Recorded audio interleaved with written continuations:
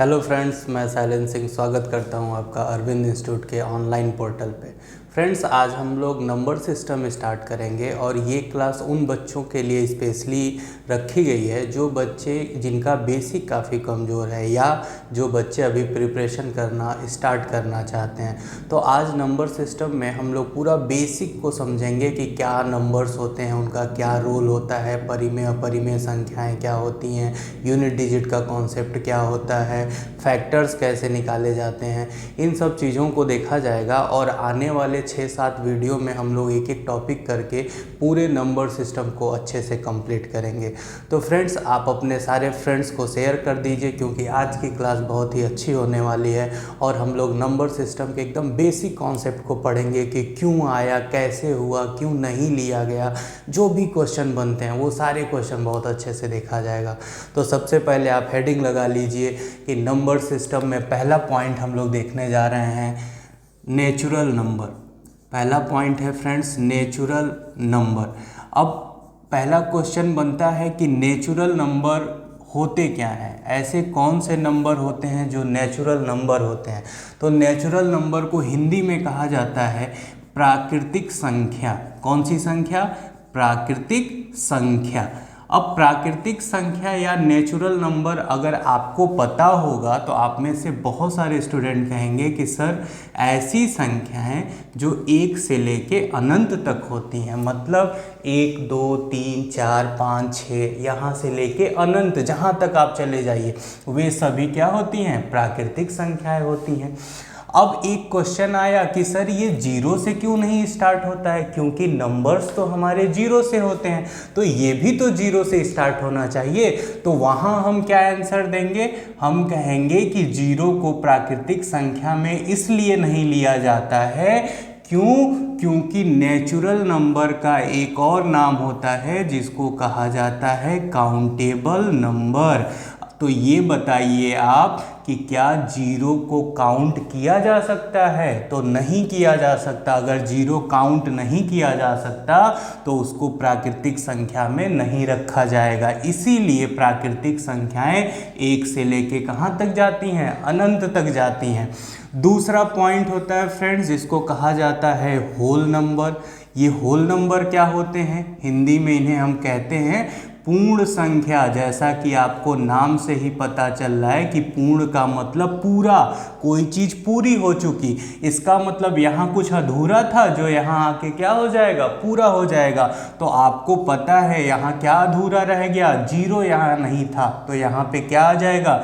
0 के साथ 1 2 3 ऐसे करके कहाँ तक? इन्फिनिटी तक। तो ये सारी संख्याएं क्या कहलाती हैं? पूर्ण संख्या कहलाती है। मतलब कि प्राकृतिक संख्या में बस 0 नहीं होगा और पूर्ण संख्या में 0 के साथ अगर प्राकृतिक को लिख दिया जाए तो वही क्या हो जाती है? हमारी पूर्ण संख्याएं हो जाती हैं। तीसरा फ्रेंड्स पॉइंट देखा जाए तो हम लोग बात करेंगे इंटीजर्स नंबर की। क्या होते हैं हमारे इंटीजर्स नंबर? हिंदी में हम क्या कहते हैं? तो हम हिंदी में कहते हैं पूर्णांक संख्याएं। ऐसी कौन सी संख्याएं होती हैं जो इंटीजर्स नंबर होता है?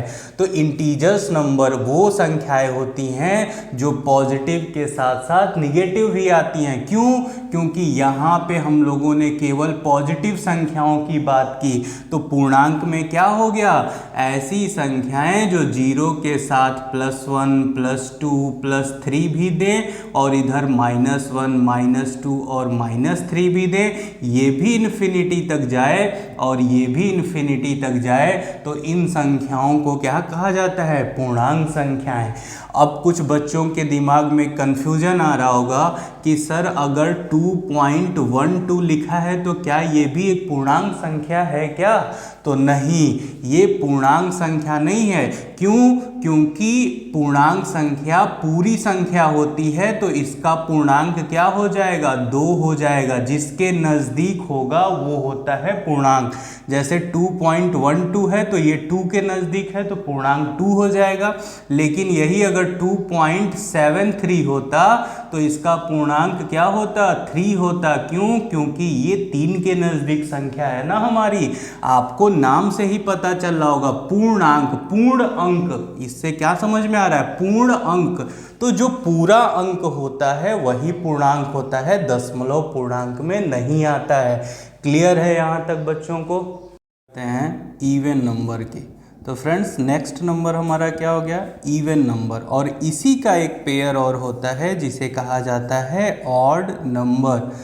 तो इवन नंबर को हम हिंदी में क्या कहते हैं, सम संख्याएं, और ऑड नंबर को हम क्या कहते हैं, विषम संख्याएं। तो आपसे क्वेश्चन है कि कौन सी ऐसी संख्या होती है जो सम संख्याएं होती हैं और कौन सी ऐसी संख्या होती है जो विषम संख्याएं होती हैं। तो आप सभी जानते हो कि सम संख्याएं वे संख्याएं होती हैं जिनको 2 से भाग दिया जाए तो वो भाग देने योग्य हों, मतलब कट जाएं, डिविजिबल हों, मतलब कि 2 का वो क्या होना चाहिए, मल्टीपल होना चाहिए। तो ऐसी सभी संख्याएं जो 2 का मल्टीपल होती हैं, जो 2 से भाग देने पे कटती हैं, वे सभी संख्याएं सम संख्याएं कहलाती हैं। जैसे 2, 4, 6, 8, ऐसी सभी संख्याओं को हम क्या कहते हैं, सम संख्या कहते हैं। और विषम संख्याएं क्या होती हैं, तो जो 2 से भाग देने पर न कटे, मतलब 1, 3, 5, 7 डॉट डॉट डॉट इन्फिनिटी तक।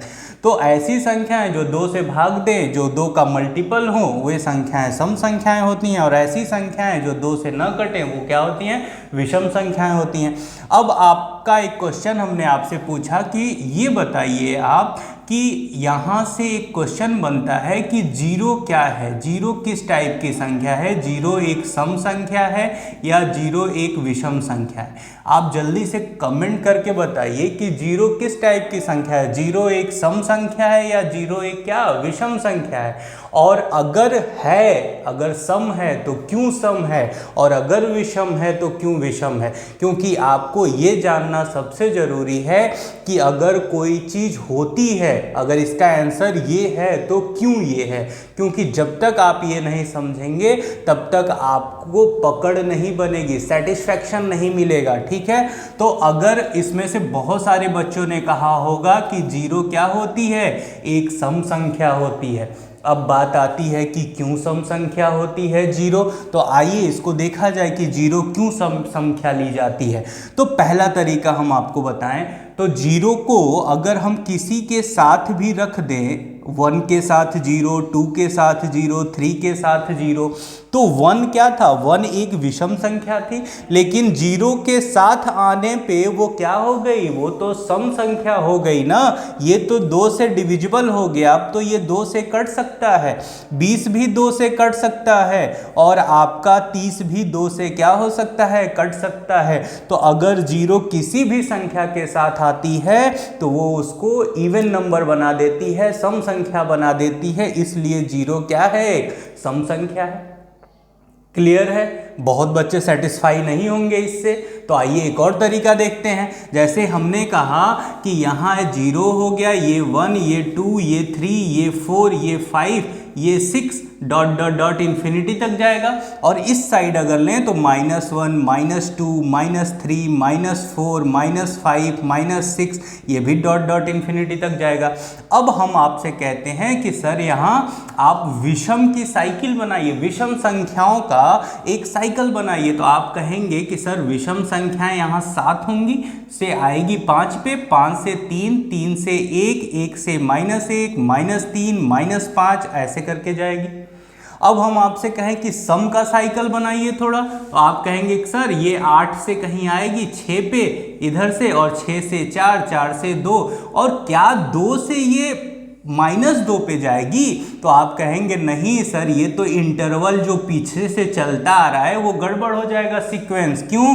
क्योंकि एक एक के गैपिंग पे आ रहा है, तो ये -2 पर न जाकर 2 से 0 पे जाएगी, फिर 0 से -2, -4, -6 ऐसे जाएगी।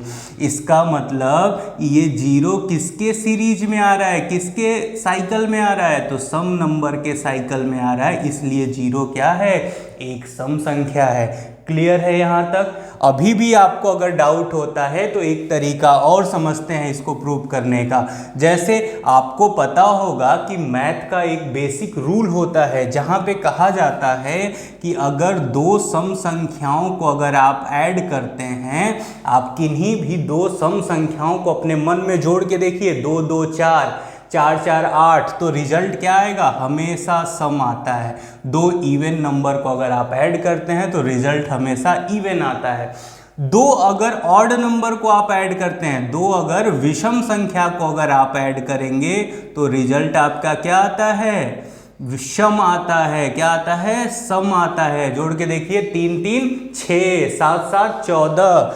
और अगर एक सम और एक विषम को अगर आप ऐड करेंगे तो क्या रिजल्ट आएगा? तो हमेशा विषम आएगा। जोड़ के देख लीजिए, 2 और 3 मिलके कितना होता है? 5, और 5 क्या है? एक विषम संख्या है। तो अगर 0 को हम विषम मान लेते हैं, पहले हम गलत ही मान के चेक करते हैं, 0 को हम विषम मानते हैं, तो ये बताओ आप, यहाँ 0 अगर विषम हो गया और सम संख्या अगर हम 4 ले लिए तो 4 और 0 को ऐड करेंगे तो आएगा कितना? 4 आएगा। और आना क्या चाहिए था? विषम। आ क्या रहा है? सम आ रहा है। इसका मतलब सेटिस्फाई नहीं कर रहा है, कहीं ना कहीं हम गलत हैं। और गलत क्यों है? क्योंकि अपोजिट आ रहा है, जो आना चाहिए उसका अपोजिट आ रहा है। इसका मतलब हमने लिया ही क्या है? अपोजिट लिया है। आप एक जगह और चेक करके देख लीजिए, देखिए यहाँ पे विषम अगर हम 0 मान लेते और यहाँ पे विषम अगर 3 ले लेते तो 3 और 0 को ऐड करेंगे तो 3 आएगा। और आना चाहिए था हमारा सम, आ रहा है विषम, यहाँ भी अपोजिट आ रहा है। इसका मतलब हमने उल्टा या अपोजिट ले ही लिया है। तो अब हम 0 को क्या लेते हैं? सम लेते हैं। अगर 0 हम सम लेंगे तो एक बार क्रॉस चेक करते हैं कि क्या रिजल्ट पे हमारा सेम आता है या अलग आता है। तो अगर 0 अगर यहाँ हम ले लें और यहाँ 3 ले लें तो रिजल्टेंट कितना आएगा आपका? 3 आएगा। और 3 एक क्या है आपका? विषम संख्या है। क्लियर है? यहाँ से यहाँ देख लेते हैं एक बार कि 0 + 4 देखिए ऐड करने पे 4 आ रहा है, जो कि 4 एक क्या है? सम संख्या है। तो हमने 3 तरीके से प्रूव करके देखा कि 0 एक सम ही संख्या होती है। अगर कोई भी हमसे पूछता है तो हम इस या इस किसी भी मेथड से उसको बता सकते हैं कि 0 क्या होता है। क्लियर है? उम्मीद करते हैं कि सभी बच्चों को एकदम क्लियर हो रहा होगा। आप जल्द से जल्द अपने और फ्रेंड्स को ऐड करिए, ये लिंक भेजिए कि वो भी इस चीज़ को अच्छे से समझ सके। क्यों? क्योंकि बहुत सारे ऐसे बच्चे होते हैं जिनको नंबर सिस्टम में प्रॉब्लम होता है, जिनको ये बेसिक प्रॉब्लम होती है। तो ऐसे भी बच्चे आपके जानने में होंगे जो अभी प्रिपरेशन स्टार्ट करना चाहते हैं, जो 12th का एग्ज़ाम दिए हैं या ग्रेजुएशन का एग्ज़ाम दिए हैं। तो उन्हें आप इस चैनल का लिंक भेजिए, इस वीडियो भेजिए कि वो इसको समझें और अपने प्रिपरेशन को घर पे ही बैठ के बहुत अच्छा कर सकें। अब फ्रेंड्स, इसके आगे अगर बात करें तो हम लोग बात करेंगे कि सर प्राइम नंबर को थोड़ा सा समझा जाए। प्राइम नंबर क्या होते हैं और कंपोजिट नंबर क्या होते हैं। तो नेक्स्ट हेडिंग हम लोग लगाते हैं प्राइम नंबर। अब फ्रेंड्स, प्राइम नंबर की अगर बात होगी तो इसको हिंदी में कहा जाता है अभाज्य संख्याएं। कौन सी संख्याएं? अभाज्य संख्याएं। तो अभाज्य संख्याएं क्या होती हैं? नाम से ही पता चल रहा है। भाज्य का मतलब क्या होता है? भाज्य का मतलब होता है जिसको भाग दिया जा सके, और अभाज्य का मतलब क्या होता है? जिसको भाग न दिया जा सके। तो ऐसी संख्याएं जो किसी से न कटती हों उनको क्या कहा जाता है? अभाज्य संख्याएं। क्लियर है यहाँ तक? और इसी का एक पेयर होता है जिसको हम लोग कौन सी संख्या कहते हैं? हम लोग कहते हैं कंपोजिट नंबर। कंपोजिट नंबर का मतलब क्या होता है? भाज्य संख्या। अब समझा जाए इसको। तो अभाज्य संख्याएं क्या होती हैं? तो आप कहोगे ऐसी संख्या सर जो 1 से कटती हो और किससे कटती हो? खुद से कटती हो। जो 1 से कटती हो और किससे कटती हो? खुद से कटती हो। इसका मतलब क्या हुआ? इसका मतलब हुआ कि ऐसी संख्या जो 2 से कटती हो। 2 से मतलब एक 1 से और एक खुद से, जिसके कितने फैक्टर हों? 2 फैक्टर हों। फैक्टर का मतलब हिंदी में फैक्टर को क्या कहा जाता है? गुणनखंड कहा जाता है।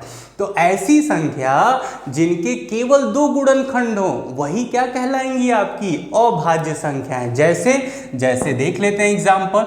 2 का क्या होता है, 1 से कटती है और 2 से कटती है। 3 के 1 से कटती है, 3 से कटती है। 5 1 से कटता है, 5 से कटता है। तो ऐसी तमाम बहुत सारी अभाज्य संख्याएं होंगी जो कि 1 से कटेंगी और खुद से कटेंगी।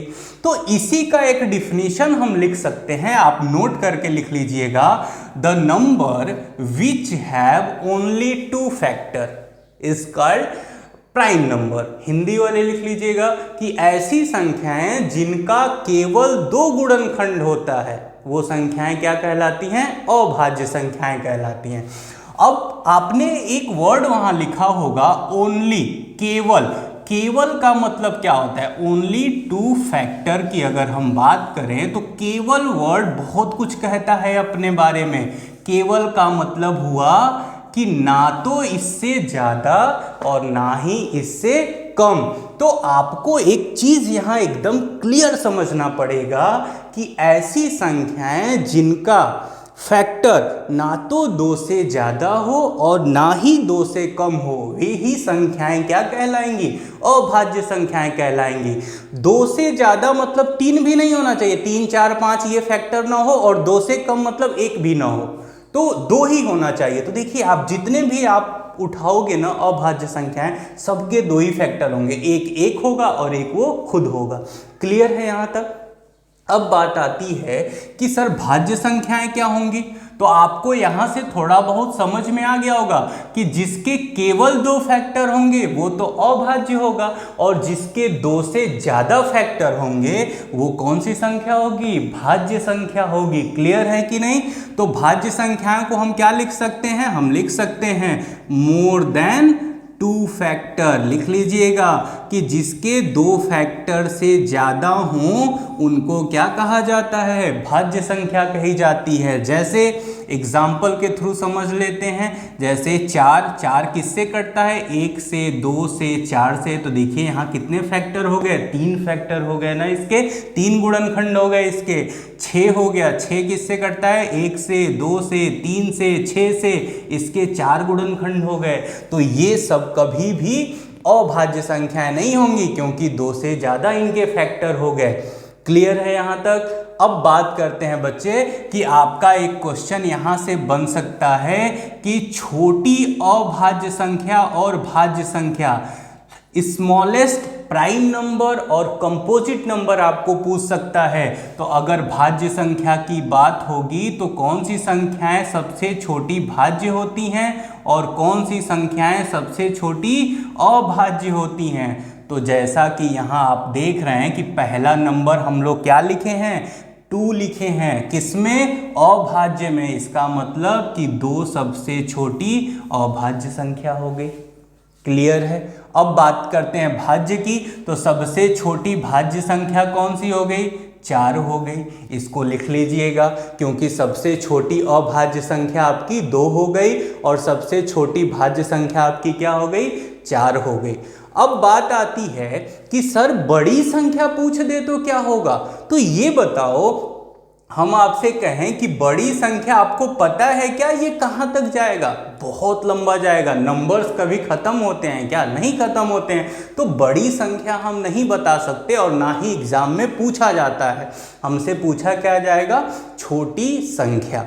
क्लियर है यहाँ तक। अब बच्चे हम आपसे एक क्वेश्चन पूछते हैं कि ये बताइए आप हमको कि यहाँ से 2 से स्टार्टिंग हुआ है, 2 3 4 यहाँ आ गया, 5 ये, 6 ये, लेकिन यहाँ पे हम लोग 1 को कहीं नहीं देख रहे हैं, 1 को हम कहीं नहीं देख रहे हैं। तो क्या अगर कोई हमसे यहाँ एक क्वेश्चन कर दे कि सर ये बताइए कि 1 क्या है, 1 को आप किस में रखेंगे, आप 1 को प्राइम नंबर कहते हैं या कंपोजिट नंबर कहते हैं। तो हम लोग क्या बताएंगे भाई, 1 क्या है, प्राइम है या कंपोजिट है। बताइए आप जल्दी से कि 1 प्राइम है या कंपोजिट है।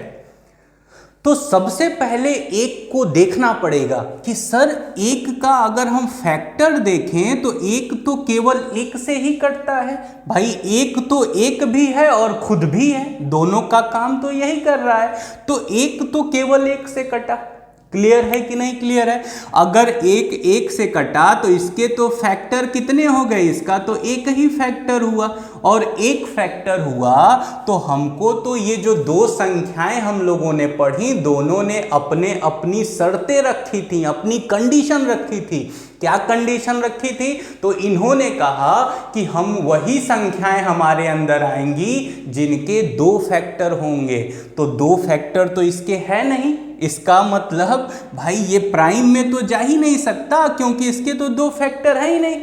अब बात आती है कि इनके पास गया तो इन्होंने कहा कि मेरी शर्त है कि दो से ज्यादा फैक्टर, तो ये कहेगा कि हमारे पास तो भाई एक ही फैक्टर है, दो होता तो हम इसके पास चले गए होते, दो से ज्यादा होता तो आपके पास आ जाते, लेकिन हमारे पास तो एक है। तो ये कहेंगे भाई कि मेरी तो शर्त ही है कि आपका दो से ज्यादा होना चाहिए। तो इनको तो ये भी एक्सेप्ट नहीं करेंगे, मतलब ये कंपोजिट नंबर भी नहीं हुआ। तो एक प्राइम भी नहीं है, कंपोजिट भी नहीं है, तो अब है क्या?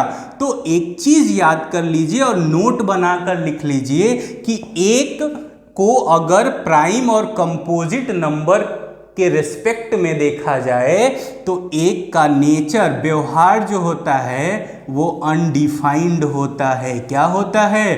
अनडिफाइंड होता है। मतलब कि एक ना तो भाज्य है ना ही अभाज्य है, और भाज्य अभाज्य के रूप में अगर हम एक की बात करें तो एक के व्यवहार को प्रदर्शित नहीं किया जा सकता है, प्रदर्शित नहीं कर सकते हैं हम। क्लियर है? तो चार ऑप्शन आते हैं इसके, प्राइम मतलब भाज्य, कंपोजिट मतलब अभाज्य, इनमें से कोई नहीं, और प्रदर्शित नहीं किया जा सकता। तो हम टिक क्या मारेंगे? प्रदर्शित नहीं किया जा सकता। क्लियर है बच्चे यहाँ तक? कोई डाउट किसी को? कमेंट करके बताइए। अगर कोई भी डाउट होगा तो आपको सलूशन बताया जाएगा उसके बारे में। क्लियर है यहाँ तक? अब हम लोग आगे बढ़ते हैं और इसमें दो संख्याएं और देखते हैं। अच्छा, यहाँ पे एक चीज और छूट गया, उसको भी आप यहाँ देखते हुए चलिए। एक संख्या और आपसे पूछ दी जाती है जिसको कहा जाता है कोप्राइम। कोप्राइम को हिंदी में हम क्या कहते हैं? सह अभाज्य संख्याएं। क्या कही जाएंगी? सह अभाज्य संख्याएं, मतलब कोप्राइम नंबर। अब बात करते हैं कि सर कोप्राइम नंबर क्या होता है, कैसे पहचाना जाएगा कोप्राइम नंबर को? तो फ्रेंड्स, सबसे पहले इसकी कंडीशन समझिए कि ऐसे नंबर जिनका HCF 1 होता है उन्हीं को क्या कहा जाता है? Coprime number. अब कुछ बच्चों को बहुत अच्छे से एक चीज समझ में आ गई होगी यहाँ पे कि HCF किसका निकाला जा सकता है। क्या कभी सिंगल एक नंबर का HCF निकाल सकते हैं क्या? जैसे हमने आपसे कह दिया कि सर 5 का HCF क्या होगा, तो आप कहेंगे सर 5 का HCF कहाँ निकल सकता है? HCF कभी एक अंक का या एक नंबर का निकाला जा सकता है क्या? नहीं निकाला जा सकता है। कम से कम दो संख्याएं होनी चाहिए हमें निकालने के लिए HCF। क्लियर है? दो या दो से ज़्यादा संख्याएं अगर हैं तो हम उसका HCF निकाल सकते हैं, और जब HCF निकाल सकते हैं तभी तो हम बता सकते हैं कि वो प्राइम हो, कोप्राइम होगा। क्लियर है ना? तो हम क्या कहेंगे यहाँ पे कि दो से ज़्यादा संख्याएं होनी चाहिए। जैसे हमने ले लिया कि 5 और 3। अब आप जल्दी से बताइए कि 5 और 3 का HCF क्या होता है? तो आप कहेंगे कि सर इसको तो दोनों, कोई ऐसी संख्या नहीं है जो दोनों को काटती है, बस एक ही है जो 5 को भी डिवाइड कर सकता है और 1 को भी डिवाइड कर सकता है। इसका मतलब इसका HCF क्या हो जाएगा?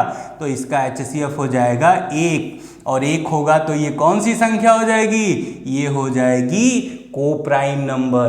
क्लियर है यहाँ तक? एक और संख्या लेते हैं। जैसे हमने कहा 12 और 54। अब आप कहोगे कि सर 12 और 54 ये तो दिक्कत कर रहा है, क्योंकि ये तो 4 से नहीं 2 से दोनों कट रहे हैं कि नहीं? 6 से भी कट रहा है, दोनों कट रहा है ना? तो इसका जो HCF हो जाएगा वो तो सर 6 हो जाएगा, और HCF अगर इसका 6 हो गया तब तो ये कोप्राइम में आएगा ही नहीं। क्लियर है? तो ऐसी संख्या ये 2 भी हो सकता है, 3 भी हो सकता है। 3 पे एक देख लेते हैं। जैसे हमने कहा 4, 7, 9, ये कैसी संख्या है? तो आप कहेंगे कि सर ऐसी कोई संख्या ही नहीं है जो तीनों को काट दे, एक को छोड़ के बस एक ही एक ऐसी संख्या है जो सबको काट सकती है। तो इसका HCF क्या होगा? इसका HCF हो जाएगा 1, और 1 HCF होते ही ये संख्या क्या बन जाएगी? को प्राइम नंबर हो जाएगी। तो क्लियर है, प्राइम नंबर, कंपोजिट नंबर और को प्राइम नंबर को हम लोग अच्छे से समझे, क्यों होता है, कैसे होता है, एक को क्यों नहीं रखा जाता है, ये सारी चीज़ें डिटेल में आप अपना एक नोट्स बनाते हुए चलिए। क्लियर है फ्रेंड्स? अब इसके आगे हम लोग बढ़ते हैं और बात करते हैं दो और संख्याएं होती हैं हम लोगों की। कौन सी? तो पहली संख्या होती है आपकी रेशनल नंबर और दूसरी संख्या होती है आपकी इर्रेशनल नंबर। तो रेशनल नंबर हम लोग हेडिंग लगाते हैं। देखिए रेशनल नंबर क्या होता है? सबसे पहला क्वेश्चन आपसे कि रेशनल नंबर को कहा जाता है परिमेय संख्याएं। कौन सी संख्याएं फ्रेंड्स? परिमेय संख्याएं। तो आप बताइए हमको सबसे पहले कि रेशनल नंबर क्या होता है। तो आप कहेंगे कि सर ऐसी संख्या जिसको P/Q के रूप में लिखा जा सके। क्लियर है? ऐसी संख्या जिसे P/Q के रूप में लिखा जा सके उसे हम परिमेय संख्या कहते हैं। अब यहाँ पे एक कंडीशन होती है। कंडीशन क्या होती है भाई? तो कंडीशन ये होती है कि Q is not equal to 0। Q जो होता है वो कभी 0 नहीं होना चाहिए। अब आप में से बहुत अच्छा ये सारे बच्चों को पता होगा कि भाई फ्रैक्शन मतलब होता है ऊपर अंश और नीचे क्या होता है? हर। और इसी अंश को हम न्यूमरेटर कहते हैं और इसे हम डिनोमिनेटर कहते हैं। कहते हैं कि नहीं कहते हैं? अब अंश तो ये हो गया P और हर क्या हो गया आपका Q। तो एक चीज आप समझो कि कभी हर में 0 नहीं होना चाहिए। अब हम लोग तो ये समझ गए कि हर में 0 नहीं होना चाहिए, लेकिन ये भी तो जानना जरूरी है कि सर हर में 0 क्यों नहीं होना चाहिए। अगर हर में 0 आ जाएगा तो ऐसी क्या हो जाएगा कि हमारा परिमेय संख्या हम बता ही नहीं सकते हैं। तो उसको भी डिटेल में समझते चलिए आप। यहाँ से देखिए, अगर हर में 0 हो गया, जैसे हमने एक छोटा सा एग्जाम्पल के थ्रू हम लोग समझें, तो हमने कहा कि 5/0। भाई यहाँ पे हर में 0 आया कि नहीं आया? आ गया। और एक और इसी का बनाते हैं 0/5। यहां अंश में 0 किया। अब हम देखेंगे कि हर में 0 होगा तो क्या फर्क पड़ता है और अंश में 0 होता है तो क्या फर्क पड़ता है। अब ये बताइए, सबसे पहले डिवाइड किया जाएगा। क्लियर है ना यहाँ तक? तो डिवाइड अगर एक सिंपल वे में देखें तो 2 से हमको 10 में डिवाइड करना है। तो आप क्या कहते हो कि सर 2 पंचे 10, यहाँ 10 आता है, ये कट जाता है। इसका मतलब फ्रेंड्स क्या हुआ कि सर 2 का 5 बार गुणा करने पे 10 आ रहा है। तो हम यहाँ पे वो संख्या लिखते हैं कि इसका इससे गुणा करें तो ये आ जाए। तो सेम काम तो यहाँ भी करना है। यहाँ भी तो हमको 0 से 5 में भाग देना है और यहाँ पे हमको 5 से किस में भाग देना है? 0 में भाग देना है। तो आप एक बात बताओ, यहाँ पे आपने एक ऐसी संख्या लिखी कि जिससे इससे मल्टीप्लाई किया तो ये बीच वाला आ गया। तो हम यहाँ भी तो एक ऐसी संख्या लिखेंगे जिससे इससे मल्टीप्लाई करेंगे तो ये बीच वाला आ जाएगा। क्लियर है? अब यहाँ क्या लिखेंगे ये बताओ? 5 का किस में गुणा करोगे तो 0 आएगा। तो आप कहोगे सर 5 का 0 में गुणा करेंगे तो 0 आएगा। क्लियर है? तो इसका मतलब यहाँ आप 0 डाल दो, तो 5 का 0 में मल्टीप्लाई करोगे तो ये 0 आ जाएगा। और हमारा यहाँ पे आंसर क्या हुआ? 5। तो यहाँ आंसर हमारा क्या हुआ? 0। इसका मतलब एक चीज़ कंफर्म हुआ कि सर यहाँ से रिजल्ट हमारा क्या आता है? 0 आता है। क्लियर है यहाँ से? अब बात आती है यहाँ पे क्या करेंगे सर? तो सर यहाँ पे ऐसी कौन सी संख्या लिखें कि जिसमें 0 का मल्टीप्लाई करें तो 5 आ जाए? ऐसी कौन सी संख्या है जिसमें 0 का मल्टीप्लाई करने पे 5 आ जाएगा? आप हमको बताओ, है क्या कोई ऐसी संख्या? तो नहीं है सर। क्यों? क्योंकि 0 तो किसी के साथ भी मल्टीप्लाई करता है तो वो सबको 0 कर देता है। तो नहीं है या हमें नहीं पता है तो यहाँ पे हम क्या लिखेंगे कि सर हम यहाँ पे लिखेंगे इन्फिनिटी। नहीं पता, क्योंकि नंबर्स तो बहुत बड़े होते हैं। होगा कहीं कोई नंबर या नहीं होगा, हमको नहीं पता। इन्फिनिटी डाल दिया, हम श्योर नहीं है इस पे। तो जब इन्फिनिटी डाल दिया तो इन्फिनिटी को आप कभी डिफाइन कर सकते हैं क्या? प्रदर्शित कर सकते हैं क्या इसका नेचर? नहीं प्रदर्शित कर सकते। इसीलिए कहा जाता है कि नीचे हर में जीरो नहीं आएगा, क्योंकि हर में जीरो आते ही इसका रिजल्ट क्या हो जाएगा? इन्फिनिटी हो जाएगा। तो हम बता ही नहीं सकते कि ये परिमेय है या अपरिमेय है। क्लियर है बच्चे ना? तो इसीलिए कहा जाता है कि नीचे जीरो नहीं आना चाहिए, ऊपर जीरो आ सकता है। अगर ऊपर जीरो आ जाएगा तो उसको जीरो आएगा उसका आंसर, और जीरो अगर आ गया तो 0/1 लिख सकते हैं। क्यों? क्योंकि फिर 1 से 0 में भाग देंगे तो 0 ही आएगा, उससे उस पर कोई फर्क नहीं पड़ेगा। और आपको एक चीज यहां से क्लियर पता चल गया कि अगर 0/1 लिख सकते हैं तो इसका रूप कैसा है? ये तो p/q का रूप हो गया। और अगर ये p/q का रूप हो गया तो ये क्या संख्या हो गई? ये तो परिमेय संख्या हो गई। तो आपसे अगर कोई पूछे कि सर 0 क्या है, तो आप कहिएगा 0 एक परिमेय संख्या है। और कोई अगर ये पूछे कि नीचे 0 क्यों नहीं आता है, हर में 0 क्यों नहीं आता है, तो आप बता दीजिएगा कि हर में 0 आते ही वो इन्फिनिटी हो जाता है और उसका नेचर अनडिफाइंड हो जाएगा। हम बता ही नहीं सकते वो परिमेय है कि अपरिमेय है। क्लियर है यहाँ तक? तो ये तो समझ लिए हम कि नीचे 0 क्यों नहीं आना चाहिए। अब बात करते हैं थोड़ा सा और इसके बारे में। तो जैसे अगर आपसे कहा जाए कि रेशनल नंबर क्या होते हैं, तो आप कहेंगे p/q में हो और q is not equal to 0। जैसे 2/3 कोई संख्या हो, 5/7 कोई संख्या हो, बटे में जो भी संख्याएं होंगी ये क्या होंगी? रेशनल नंबर होंगी। अब बात आई कि सर बटे में 9 हो तो जैसे बटे में 9 हो, जैसे केवल 5 दे दिया जाए, तो 5 दे दिया जाए तो आप इसको क्या कर सकते हो? बटे 1 नहीं लिख सकते क्या? ऑफ कोर्स लिख सकते हैं। और अगर नीचे 1 लिख सकते हैं तो ये भी तो p/q का फॉर्म हो गया, और p/q का फॉर्म हो गया तो ये भी क्या हो गया भाई? रेशनल नंबर हो गया सर, ये एक रेशनल नंबर हो गया। क्लियर है? तो जो बटे में हो वो तो है ही रेशनल नंबर, जो बटे में 9 हो उसमें बटे 1 करके हम उसको भी रेशनल बना देंगे। अब बात आई कि सर बटे वाला भी रेशनल है, नहीं बटे वाला भी रेशनल है, तो इसका मतलब कि फिर इर्रेशनल क्या हुआ? अपरिमेय संख्याएं क्या हुई? तो आइए इसको भी समझा जाए कि इर्रेशनल नंबर अगर आपसे कहता है तो वो संख्याएं कौन सी होती हैं? अपरिमेय संख्याएं क्या होती हैं। और ध्यान से समझिएगा फ्रेंड्स, क्योंकि परिमेय संख्याएं तो आपको हर कोई बता देता है, बट अपरिमेय संख्याएं कहाँ से पैदा हुई, कहाँ से निकली, रूट्स क्या है इनका, कोई नहीं बताता है। तो आज आपको यहाँ पे क्लियर हो जाएगा कि अपरिमेय संख्याएं आती कहाँ से हैं। तो सबसे पहले अगर बात करें तो अपरिमेय संख्या हम आपसे पूछ दें कि आप हमको 3-4 अपरिमेय संख्याएं बता दीजिए। आप अपने मन में 3-4 अपरिमेय संख्याएं लीजिए। तो आप क्या लेंगे? आप एक पाई लिए होंगे सबसे पहले ईमानदारी से आप सोचिएगा, आप सबसे पहले क्या लिए होंगे? पाई लिए होंगे। दूसरा आप √2 लिए होंगे, √3 लिए होंगे, इसी टाइप की संख्या लिए होंगे। इसके अलावा तो आप सोच ही नहीं पाए होंगे कि परिमेय संख्याएं क्या होती हैं। तो आपसे अगर पूछें कि सर √2 क्यों होती है, तो आप में से बहुत सारे बच्चे ये कहेंगे कि सर ये परफेक्ट स्क्वायर नहीं है इसलिए होती है, और कुछ तो कहेंगे कि सर ये तो हमको भी नहीं पता, हमने बुक में देखा था कि ये सब अपरिमेय होती हैं तो रट लिया है अपरिमेय संख्याएं होती हैं। तो रटना नहीं, आज समझना है। अब जो बच्चे ये कहेंगे कि ये परफेक्ट स्क्वायर नहीं है इसलिए अपरिमेय संख्याएं, आप सही बता रहे हो, बट परफेक्ट स्क्वायर नहीं है तो अपरिमेय है, तो उसके पीछे भी एक लॉजिक है, उसको भी समझिए, ध्यान से अच्छे से समझिए। अब यहाँ पे जो मैं कहने जा रहा हूँ, तो एक चीज समझो, आपने ये रूट की वैल्यू की बात की, तो हम पहले रूट को ही समझाते हैं। तो देखो, रूट में 2 तरह का रूट होता है। जो स्क्वायर रूट आपका अगर आता है तो वहाँ 2 टाइप से करड़ी, तो रूट का मतलब क्या होता है? करड़ी 2 तरह की आएंगी। एक आएगा जिसमें परफेक्ट स्क्वायर होगा, एक ऐसी संख्या होगी जो परफेक्ट क्या होगी? आपकी स्क्वायर, जिसको हम हिंदी में क्या कहेंगे भाई? हम कहेंगे पूर्ण वर्ग होती हैं। और एक होंगी जो परफेक्ट स्क्वायर नहीं होंगी, पूर्ण वर्ग नहीं होंगी। क्लियर है?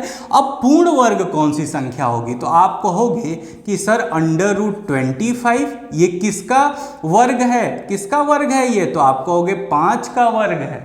√16 किसका वर्ग है? तो सर 4 का वर्ग है। √9 किसका वर्ग है? 3 का वर्ग है। इसका मतलब हुआ फ्रेंड्स कि इसका एग्जैक्ट मान हमको पता चल रहा है। देखिए यहाँ पे हमको क्या पता चल रहा है? सबका एग्जैक्ट मान पता चल रहा है ना। इसीलिए ये भी परिमेय संख्या होती है और ये भी क्या होती हैं, परिमेय संख्याएं होती हैं।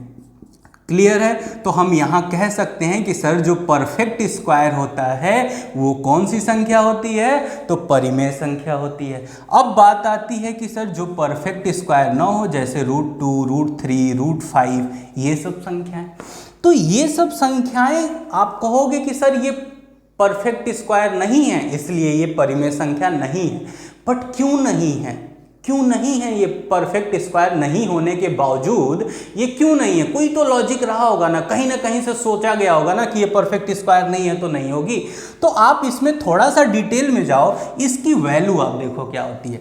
तो 1.41 समथिंग होगा, इसकी वैल्यू 1.72 समथिंग होगा। क्लियर है कि नहीं क्लियर है? अब एक चीज आप बताइए कि सर इसका मतलब कि ये दशमलव से जो आ रहा है वहीं से कहीं ना कहीं इसका कनेक्शन जुड़ा हुआ है, दशमलव से ही आ रहा है ना, तो दशमलव से कहीं ना कहीं कनेक्शन जुड़ा हुआ है। तो अगर दशमलव को हम लोग अच्छे से समझ जाएं तो ये भी हम समझ जाएंगे कि ये दशमलव, आखिर में ऐसा तो होता नहीं होगा, ध्यान से समझिए, ऐसा तो होता नहीं होगा ना कि दशमलव की जो भी संख्या होती होगी सब अपरिमेय होती होगी, ऐसा तो होगा नहीं भाई। दशमलव की सारी संख्याएं तो अपरिमेय होंगी नहीं, तो दशमलव की कौन सी ऐसी संख्याएं हैं जो अपरिमेय होती हैं, क्योंकि यहां से हमको वही रास्ता दिखाएगा कि क्यों ये सब अपरिमेय हो रही हैं। क्लियर है यहां तक? तो अब पहले बात करते हैं किसकी, दशमलव वाली संख्या, और वहीं से इसको जोड़ा जाएगा, इंटरकनेक्ट किया जाएगा। तो सबसे पहले आइए कि आपसे हमने एक क्वेश्चन पूछा कि आप अपने पूरी लाइफ में दशमलव की कितनी संख्याएं देखते हो, कितने टाइप की दशमलव की संख्याएं देखते हो। तो आप कहोगे कि सर हम अपने लाइफ में 3 तरह की दशमलव की संख्याएं देखते हैं। कौन सी? तो ऐसी संख्या जो एक भाग देने पे दशमलव के 1 या 2 या 3 स्थान तक जाते जाते पूर्णतः विभाजित हो जाए, जैसे 1.25। क्लियर है? यहां क्या हुआ होगा, दशमलव के बाद 2 स्थान गया होगा और 5 बार में पूरा कट गया होगा। जैसे एक और लिख लेते हैं 1.325, ये 3 स्थान तक गया होगा, पूरा कट गया होगा। एक और लिख लेते हैं 1.5, ये दशमलव के 1 स्थान तक जाते जाते पूरा कट गया होगा। तो एक तो ग्रुप हो गया इस टाइप की संख्याओं की जो कि दशमलव के 1-2 स्थान तक जाते जाते पूरा कट जाती हैं।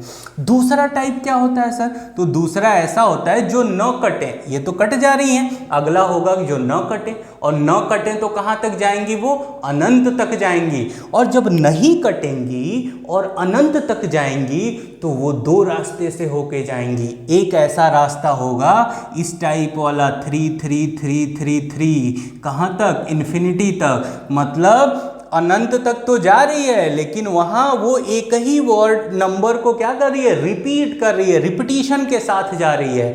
तो हो सकता है कि एक अंक का रिपीटिशन हो सकता है, या हो सकता है कि 1.252525 2 अंकों का रिपीटिशन हो।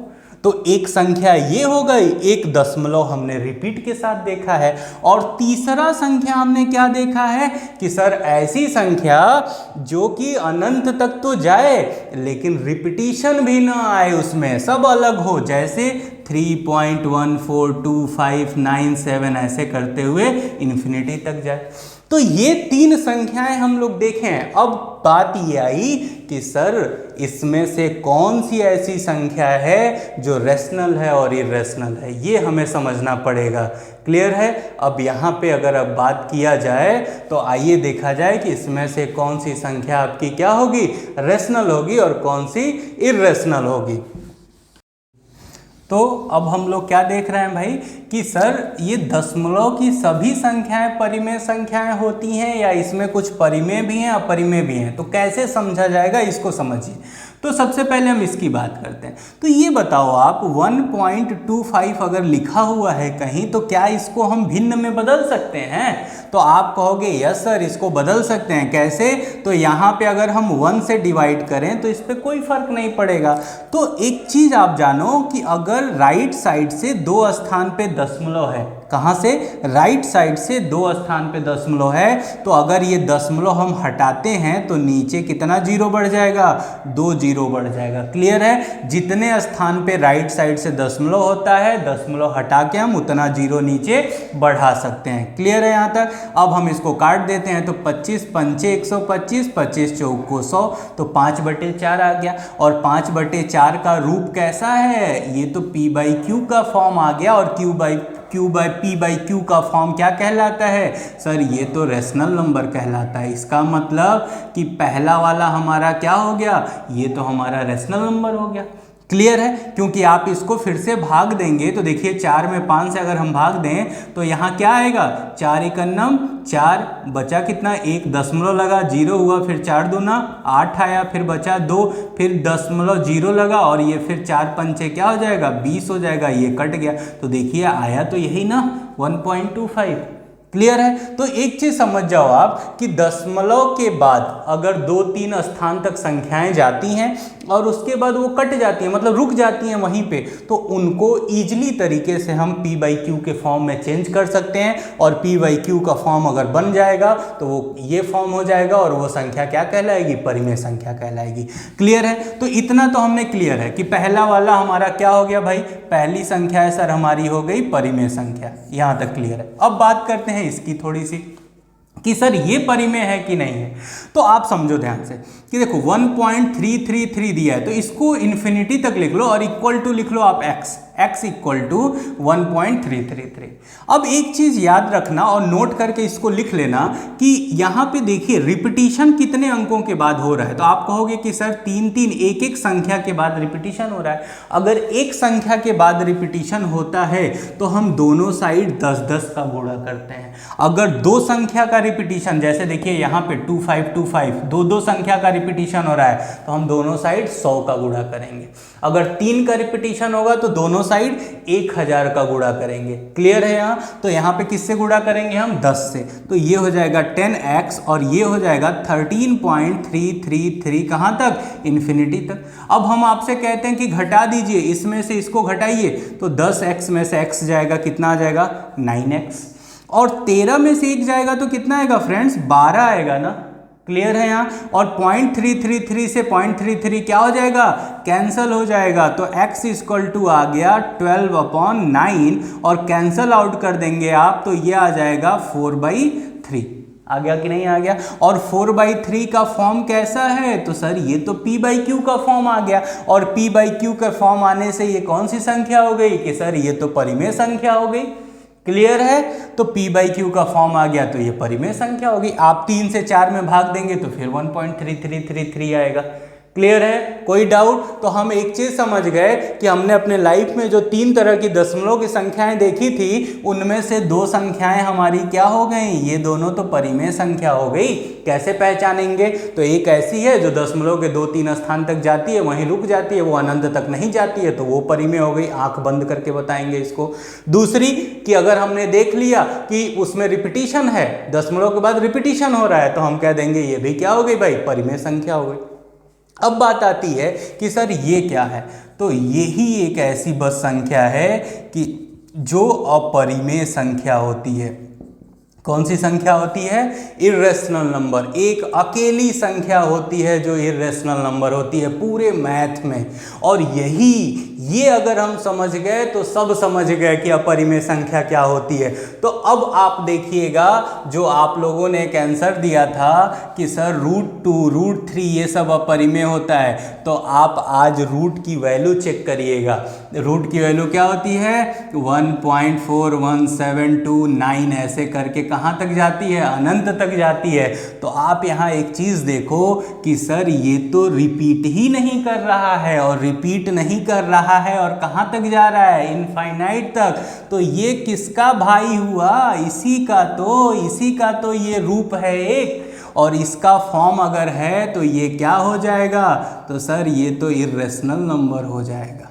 क्लियर है ना? इसी तरह √3 क्या होता है? 1.71923 ऐसे करके इन्फिनिटी तक, तो ये भी क्या होता है? Irrational number. आपने पाई कहा, पाई क्या होता है 3.14 ऐसे करके इन्फिनिटी तक, तो ये भी क्या हो गया इर्रेशनल। क्यों? क्योंकि रिपीटिंग तो हो ही नहीं रहा है और अनंत तक जा रहा है।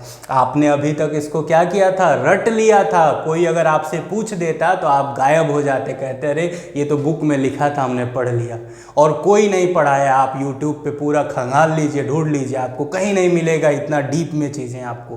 क्लियर है? तो आप एक एक चीज़ बस नोट करते चलिए, समझते चलिए कि यहाँ पे अगर दशमलव टाइप की संख्या आती है तो बस यही दो ऐसी संख्याएं हैं कि जो हमारी क्या होती हैं, परिमेय संख्या होती हैं, और ये क्या होता है हमारा अपरिमेय संख्या होता है। क्लियर है? अब दो छोटे छोटे और पॉइंट आते हैं, उनको भी देख लिया जाए और फिर तब हम लोग इसमें और आगे बढ़ते हैं।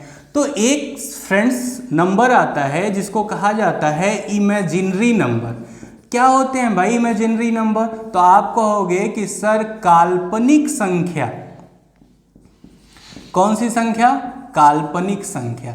अब आप बताओ काल्पनिक संख्या क्या होती है, और अगला है रियल नंबर की वास्तविक संख्या क्या होती है। तो काल्पनिक नाम से ही समझ में आ रहा है कि सर जिसकी कल्पना की जाए। कल्पना मतलब कि सर वो हो नहीं, बस हम उसको सोच सकते हैं कि ऐसी संख्याएं होंगी, लेकिन उनका कोई वजूद नहीं होना चाहिए, उनका कोई प्रभाव नहीं पड़ना चाहिए। जैसे अगर हम लोग कहते हैं ना कि हमने आपसे कह दिया कि सर देखिए इस कोने में भूत है, अगर इस कोने में एक भूत बैठा है रूम में, आप जहाँ बैठे हो उसके अगल बगल एक भूत है, आप कहोगे अरे सर ये तो कल्पना है, ये आप झूठ बोल रहे हैं। लेकिन वही भूत अगर आपका बाल पकड़ के खींचने लगे, आपका पैर पकड़ के खींचने लगे, तो आप क्या कहोगे कि ये तो वास्तविक हो गया। तो वास्तविक कब आपको समझ में आया? जब उसने अपना प्रभाव दिखाया, और जब वो प्रभाव नहीं दिखाएगा तो वो काल्पनिक है। तो अगर इसी तरह से ऐसी संख्या जो बस दिखे लेकिन वो उसको हम पा नहीं सकते हैं, उसका कोई प्रभाव नहीं है, उसको हम एक्सप्रेस नहीं कर सकते हैं, उसको हम डिफाइन नहीं कर सकते हैं, तो ऐसी संख्याएं क्या होंगी हमारी?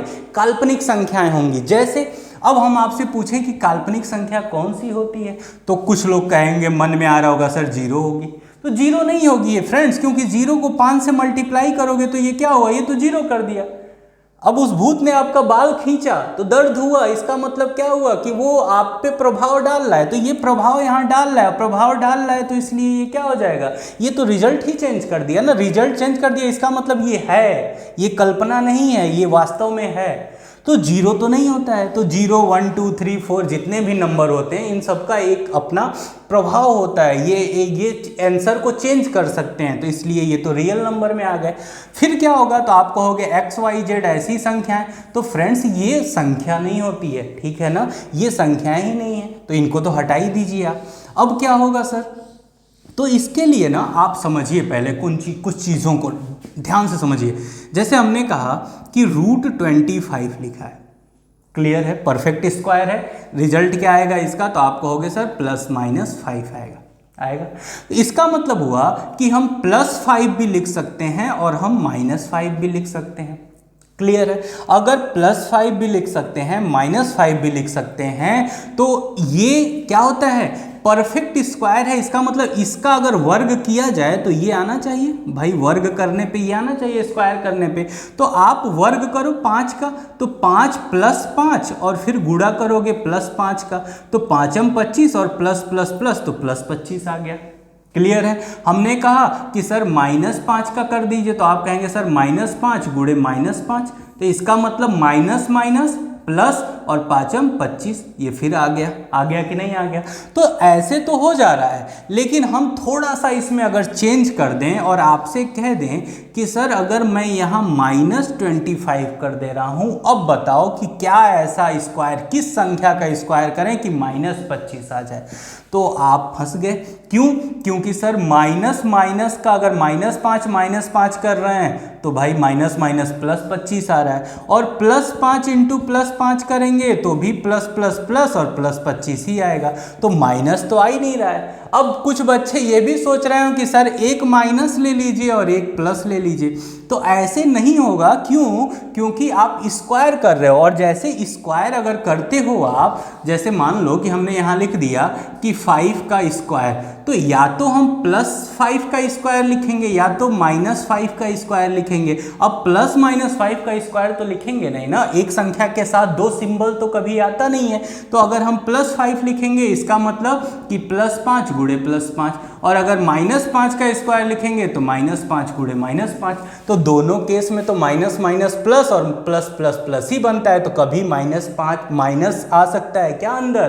तो आप कहोगे नहीं आ सकता है, और आप सही बोल रहे हैं कि कभी भी माइनस अंदर नहीं आ सकता है। ये बस हम लिख सकते हैं, ये दिख सकता है, लेकिन ये वास्तव में हो नहीं सकता। इस तरह से हो जाए, क्लियर है? तो इस टाइप के जो भी नंबर आते हैं वे क्या कहलाते हैं? काल्पनिक संख्याएं कहलाती हैं। जैसे कुछ बच्चे हाई स्कूल में, अगर आप मैथ से होंगे तो वहाँ आपने एक कॉम्प्लेक्स नंबर का चैप्टर पढ़ा होगा और वहाँ एक वर्ड आया होगा अयोटा। अयोटा का स्क्वायर जो होता है वो क्या होता है? -1 होता है। तो स्क्वायर जब उधर जाएगा तो ये क्या बनाएगा? स्क्वायर रूट, तो √-1 हो जाएगा। तो यही i तो आपका इमेजिनरी नंबर होता है, तो i = रूट में -1। तो अगर कोई भी संख्या रूट में माइनस के साथ आ जाए तो वो हमेशा काल्पनिक संख्या होती है, वो वास्तविक नहीं होती है। क्लियर है? उम्मीद करते हैं कि यहाँ तक आपको सबको समझ में आया होगा। अब इसके आगे फ्रेंड्स बात किया जाए तो नेक्स्ट पॉइंट की अगर हम लोग बात करेंगे तो बहुत ही इम्पॉर्टेंट कॉन्सेप्ट समझेंगे, यूनिट डिजिट, इकाई का अंक कैसे निकाला जाता है। तो देखिए, यूनिट डिजिट आपको अगर समझना है तो आपको कुछ चीज़ें बहुत अच्छे से समझनी पड़ेंगी। देखिए, फिर यहाँ पे आप एक चीज़ समझिए फ्रेंड्स कि बहुत सारे टीचर ऐसे हैं, या आप देखे होंगे, बुकों में देखे हैं, तो आपको क्या मिलेगा कि सर यूनिट डिजिट अगर निकालना है तो जो पावर होता है, जो घात होता है, उसमें 4 से भाग दे देते हैं। डायरेक्ट हम लोग यही सीखे कि 4 से भाग दे दीजिएगा, जो बचेगा उतना उसके पावर लगा के आप उसको खोल दीजिएगा, आंसर आ जाएगा। क्लियर है? लेकिन क्या क्वेश्चन ये बनता है कि क्या हर जगह 4 से भाग देना जरूरी है? क्या बिना 4 से भाग दिए हम आंसर नहीं निकाल सकते हैं? तो जरूर निकाल सकते हैं, बट उसको आपको समझना पड़ेगा। क्यों? क्योंकि एग्जाम के लिए सबसे जरूरी है हम टाइम कितना बचा पाते हैं अपना। क्लियर है? तो यूनिट डिजिट आप हेडिंग लगा लीजिए और उसके नीचे आप लिखिए साइक्लिसिटी, और ध्यान से समझिए। साइक्लिसिटी, अब साइक्लिसिटी अगर पढ़ते हैं तो साइक्लिसिटी का मतलब क्या होता है? होता है चक्रीय। चक्रीय मतलब कि ऐसा चक्र जो रिपीट होता रहे। साइक्लिसिटी का मतलब क्या हो गया? चक्रीय, और ऐसा चक्र जो कि रिपीट होता रहे। तो साइक्लिसिटी में नंबरों को अगर हम बांटें, ध्यान से समझिएगा, यहाँ से आपको बहुत अच्छा कॉन्सेप्ट मिलेगा। तो अगर हम पूरे नंबर को अपने साइक्लिसिटी के हिसाब से बांटें तो हम कहते हैं कि साइक्लिसिटी 1, साइक्लिसिटी 2 और साइक्लिसिटी 4। क्लियर है? साइक्लिसिटी 1 का मतलब क्या हुआ? तो ऐसी संख्याएं जो एक संख्या के बाद रिपीट हों, दोहराना शुरू कर दें, उनको कहा जाता है साइक्लिसिटी 1। साइक्लिसिटी 2 क्या हुआ? तो ऐसी संख्याएं जो 2 अंकों के बाद दोहराना शुरू कर दें, उनको साइक्लिसिटी 2 कहा जाता है। और साइक्लिसिटी 4 का मतलब कि जो 4 अंक संख्याओं के बाद दोहराना शुरू कर दे, उनको हम क्या कहते हैं? उनको हम कहते हैं साइक्लिसिटी 4। अब बात आती है कि सर ऐसी कौन कौन सी संख्याएं होती हैं जो साइक्लिसिटी 1 में आती हैं, या ऐसी कौन कौन सी संख्याएं होती हैं जो एक एक संख्या के बाद दोहराती हैं? तो सबसे पहले आप ये देखो कि 1 का पावर 1 कर दो तो 1 ही रहेगा, 1 का पावर 2 कर दो तो 1 ही रहेगा, 1 का पावर 3 कर दो तो 1 ही रहेगा। इसका मतलब एक के ऊपर घात का कोई फर्क नहीं पड़ता है। और यहाँ देखो कि एक एक संख्या के बाद ये क्या हो रहा है? रिपीट हो रहा है। इसका मतलब 1 आती हैं, 0 आती हैं, 0 भी सेम होगा, 0 पे कुछ भी उस पे पावर डाल दो, 0 ही रहने वाला है, तो 0 भी होगा। अब आती है कि 5 पे पावर 1 करिए आप तो देखेंगे आप 5 आता है, 5 पे पावर आप 2 करो तो देखो 25 आता है, 5 के पावर आप 3 करो तो आप देखोगे 125 आता है। तो ये देखो ना, इसका इकाई का अंक चेंज हो रहा है क्या? इसका यूनिट डिजिट चेंज हो रहा है क्या? नहीं चेंज हो रहा है। और नहीं चेंज हो रहा है तो इसका मतलब ये भी क्या है? इस पे कोई भी पावर आप कर दो, उस पे हमेशा क्या आएगा, यूनिट डिजिट 5 ही आएगा। तो ये भी एक ऐसी संख्या है।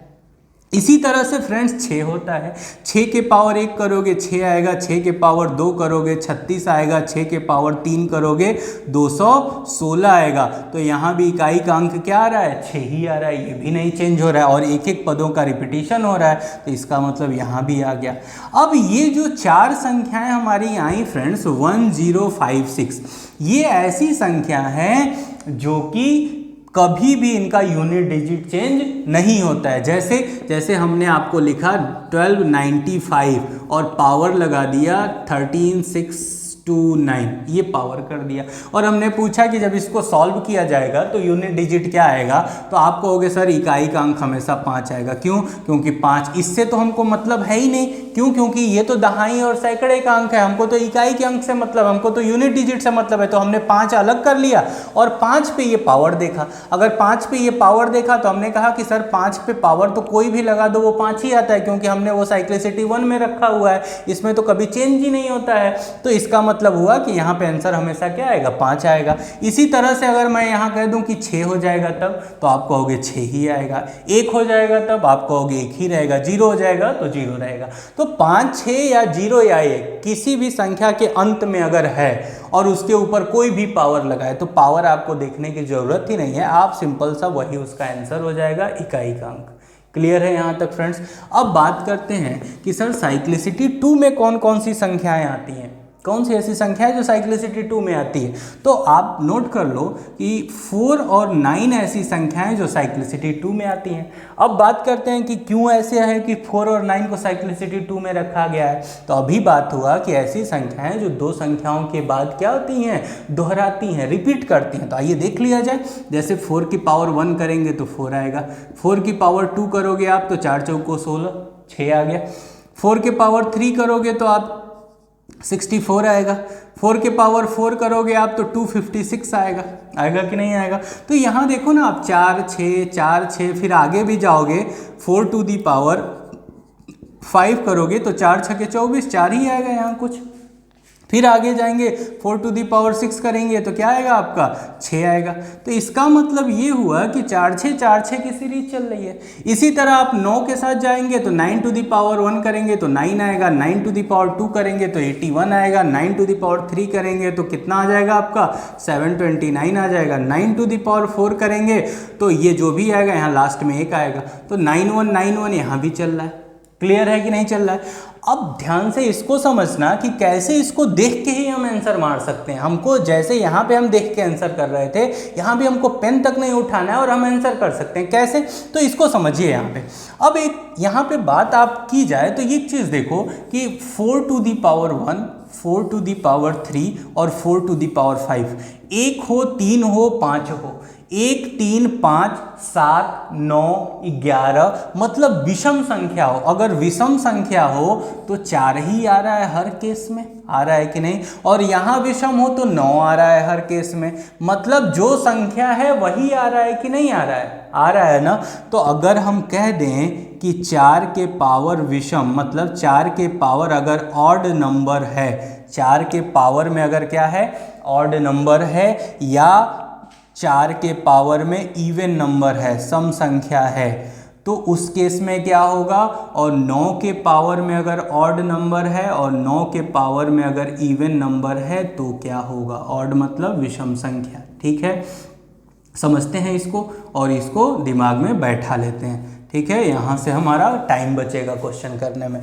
तो एक चीज़ देखिए कि विषम है तो विषम सबसे छोटी क्या होती है। अगर देखो हमने कहा कि विषम है तो 4 ही आएगा, तो आप याद कर लो तो 4 आ जाएगा। लेकिन मान लो कि आप कहते हो कि नहीं याद नहीं करना है सर, भूल जा रहे हैं, तो आप एक चीज़ समझो कि यहाँ विषम है और विषम सबसे छोटी क्या होती है, 1 होती है। तो आपको ये पता है कि 1 पे भी 4 आ रहा है, 3 पे भी 4 आ रहा है, 5 पे भी 4 आ रहा है, 13 पे भी 4 आएगा, 23 पे भी 4 आएगा। कोई भी विषम ले लेंगे तो क्या आएगा, 4 आएगा। तो कहीं भी अगर विषम मिल जाए तो विषम की जगह पे हम उठा के सबसे छोटा विषम क्या रख लें, 1 रख लें। भाई अगर हमको आपसे हमने एक क्वेश्चन किया कि 1 2 4 होल टू दी पावर 1973, तो आप कहोगे सर विषम है तो कुछ नहीं, 4 पे 1 कर लीजिए। और यही अगर सम होता तो 4 पे सबसे छोटा सम क्या होता है, 2 होता है, तो हम 2 कर लेते। तो जहाँ भी अगर 4 पे विषम आएगा तो वहाँ पावर 1 कर लेना, और 4 पे अगर सम आएगा तो पावर 2 कर लेना, आंसर आपका सेम आएगा। इसी तरह 9 पे अगर विषम हो तो आप विषम सबको हटा के वहाँ 1 कर लेना, और अगर 9 टू दी पावर कोई भी सम हो तो सबको हटा के आप क्या कर लेना, 2 कर लेना, आंसर सेम आएगा। जैसे एक क्वेश्चन देख लेते हैं, अगर 1999 अगर लिखा है और होल टू दी पावर लिखा है 12735, तो आप कहोगे सर ये तो विषम हो गया, विषम हो गया तो 9 to the power 1 equal to क्या आ जाएगा, 9 ही हमेशा रहेगा यूनिट डिजिट। अब हमने कहा कि भाई यहाँ पे अगर 36 हो जाता तो क्या होता, तो आप कहते कि सर ये तो सम हो गया, सम हो गया तो 9 टू दी पावर 2 कर देंगे, 9 टू दी पावर 2 क्या होता है 81, तो इकाई का अंक क्या हो गया, 1 हो गया। क्लियर है? तो आपको बस ये देखना है यहाँ पे कि सम है या विषम है। अगर सम है तो 2 रखेंगे, विषम है तो 1 रख लेंगे, चाहे वो 4 हो चाहे वो 9 हो। क्लियर है? आई होप आपको समझ में आ रहा होगा। आगे बात करते हैं चौथे कि जिसकी साइक्लिसिटी क्या होगी, 4 होगी। तो जितनी बची संख्याएं हैं वो सब इसमें आ जाती हैं। कौन कौन सी संख्या बची, तो 1 यहाँ हो चुका है, 2 बचा, 3 बचा, 4 यहाँ हो चुका, 5 6 हो चुका, 7 बचा, 8 बचा। तो इतनी संख्याएं क्या होती हैं, साइक्लिसिटी 4 में आती हैं। और अगर इनको देखा जाए यहाँ पे तो 2 to the power 1 2, 2 to the power 2 4, 2 to the power 3 6 होता है, 2 टू दी पावर 4 क्या होता है आपका, सॉरी 2 टू दी पावर 3 8 होता है, 2 to the power 4 16, 2 to the power 32 होगा, 2 टू दी पावर 6 64 होगा। तो ये देखिए 2 4 8 6, फिर उसके बाद 2 4 क्या आएगा आपका 8 6। तो कितने पदों का रिपीटिशन हो रहा है, 4 संख्याओं का रिपीटिशन हो रहा है। और अगर 4 संख्या का रिपीटिशन हो रहा है तो वो किस में आएंगी, साइक्लिसिटी 4 में आएंगी। और साइक्लिसिटी अगर 4 में आएंगी तो यहाँ पे अब हमको क्या करना पड़ेगा, डिवाइड करना पड़ेगा 4 से, किसको, तो घात को। यहाँ पे जो भी घात आएगा उसको हमको 4 से क्या करना पड़ेगा, डिवाइड करना पड़ेगा। अब ये बात हुई कि 4 से डिवाइड करेंगे तो लेंगे क्या, तो 4 से डिवाइड करने के बाद जो शेष आता है उसको लिया जाता है। अब बच्चों में डाउट ये होता है कि आप खुद से एक क्वेश्चन पूछ के देखो कि सर शेष क्यों ले रहे हैं, हम क्यों 4 से डिवाइड करके शेष ले रहे हैं। तो आप ये समझो कि 4 का पेयर पे जो आ रहा है वही अगले 4 के पेयर पे आ रहा है, फिर वही अगले 4 के पेयर पे आ रहा है। तो 4 4 के पेयर पे तो सेम वैल्यू आ रही है। तो अगर उस 4 4 का जितना पेयर बन रहा है उसको हटा दें, क्योंकि उसकी वैल्यू तो सेम है, तो जो बचेगा केवल हम उसका निकालेंगे तो हमारा कैलकुलेशन क्या हो जाएगा, ईजी हो जाएगा। इसीलिए आपसे कहा जाता है कि 4 का पेयरिंग कर लीजिए आप। क्लियर है यहाँ तक? तो अब देखिए इसको कैसे करेंगे उसको समझ लीजिए एक दो क्वेश्चन के थ्रू। तो जैसे हमने कहा कि 132 होल टू दी पावर 129 ये लिख लिया, तो आप कहोगे कि सर 4 से डिवाइड कर देते हैं, कर दो डिवाइड। तो आप कहोगे कि सर 4 तियां 12 और ये 4 दूना 8, बचा कितना, 1 बचा। तो 1 बचा तो आपको यूनिट के ऊपर, यूनिट प्लेस के ऊपर 1 लगाना है। इससे आपको कोई मतलब नहीं है, आपको इससे मतलब है। तो 2 टू दी पावर क्या हो जाएगा, 1 हो जाएगा, क्योंकि यहाँ से 1 बचा तो आंसर क्या आएगा आपका, 2 ही आएगा। अगर यही 130 होता तो क्या होता, पावर अगर 130 होता तो क्या होता, तो आप कहते कि सर 4 से करेंगे तो 4 तियां 12 बचा 1 10 हुआ, 4 दूना 8 बचा 2, तो हम 2 टू दी पावर 2 लिख लेंगे और क्या हो जाएगा, ये 4 आ जाएगा इकाई की जगह पे। अब आप कहते कि ये अगर 131 होता सर तो क्या होता, तो आप कहोगे कि सर 3 बचेगा, तो 2 टू दी पावर 3 की वैल्यू क्या आ जाएगी, 8 आ जाएगी। क्लियर है यहाँ तक? अब आप कहोगे कि अगर ये 32 होता तो क्या होता, और इस चीज़ को ध्यान से समझ लीजिए और नोट कर लीजिए। अगर 32 होता तो ये तो 4 से पूरा पूरा कट जाता। देखो 4 तियां 12, फिर 1 बचेगा, 12 होगा, फिर 4 तियां 12, ये तो कट गया। अगर पूरा पूरा कट गया तो शेषफल बचा कितना, 0। तो क्या यहाँ पे हम 2 टू दी पावर 0 लिखेंगे, और 2 टू दी पावर 0 लिखेंगे तो इसकी वैल्यू तो 1 आ जाएगी, तो गलत हो जाएगा। तो कभी भी 2 टू दी पावर 0 नहीं लिखा जाता है। तो पॉइंट करके लिख लीजिएगा कि अगर फुली डिविजिबल हो जाए ऐसा पावर, ऐसा घात जो 4 से पूरा पूरा कट जाए, तो वहाँ पे 0 ना लिख करके क्या लिखते हैं, 4 लिखते हैं। क्या लिखते हैं, 4 लिखते हैं। तो यहाँ हम क्या लिखेंगे, 2 टू दी पावर 4, और 2 टू दी पावर 4 लिखेंगे तो ये कितना आ जाएगा, 16, और 16 आएगा तो इकाई का अंक क्या हो जाएगा, 6 हो जाएगा। क्लियर है फ्रेंड्स यहाँ तक। अब इसी तरह से 3, 7, 8 भी आएगा तो हमको क्वेश्चन करना है, ठीक है। अब बात करते हैं कि सर अगर सब मिलाकर एक मिक्स क्वेश्चन बनाता है तो क्या करेंगे। यहाँ तक क्लियर है, ठीक है। जिस बच्चों को अगर ये नोट करना है एक स्क्रीनशॉट ले लीजिए, आप इसको नोट कर लीजिएगा। इसके आगे अब कंटिन्यू करते हैं। तो देखिए अगर मिक्स क्वेश्चन आएगा तो हमको क्या करना है, ध्यान से समझते हैं इसको, एक क्वेश्चन को। जैसे मान लीजिए कि हमने एक क्वेश्चन यहाँ पे लिया, हमने कहा कि 129 whole to the power 320, clear है, into 127 whole to the power 129 plus 125 whole to the power 121, और इसी के आगे और थोड़ा सा क्वेश्चन बढ़ाते हैं और हमने लिखा कि -134 होल टू दी पावर 1296, ऐसे लिख लिया। और हमने कहा कि अब इसका यूनिट डिजिट बताइए अब क्या होगा। तो आप क्या करोगे, एक एक को पहले निकालो और बीच में जो सिंबल है ना, लास्ट में अगर गुणा है तो गुणा किया जाएगा, प्लस है तो प्लस किया जाएगा, घटाना है तो घटाया जाएगा। लेकिन पहले तो हमको इंडिविजुअल सबका क्या निकालना पड़ेगा, सबका यूनिट डिजिट निकालना पड़ेगा जो पढ़ा गया है उस तरीके से। अब ये बताइए ये 9 है और 9 आपको पता है कि सर ये 9 ये वाला है, तो हमको यहाँ 4 से भाग देने की जरूरत ही नहीं है। ये सम है कि विषम है, तो आप कहोगे 320 सम है तो 2 रख लो, 9 टू दी पावर 2, और 9 टू दी पावर 2 अगर हम रखते हैं तो 9 81, इकाई का अंक कितना आ गया, 1 आ गया।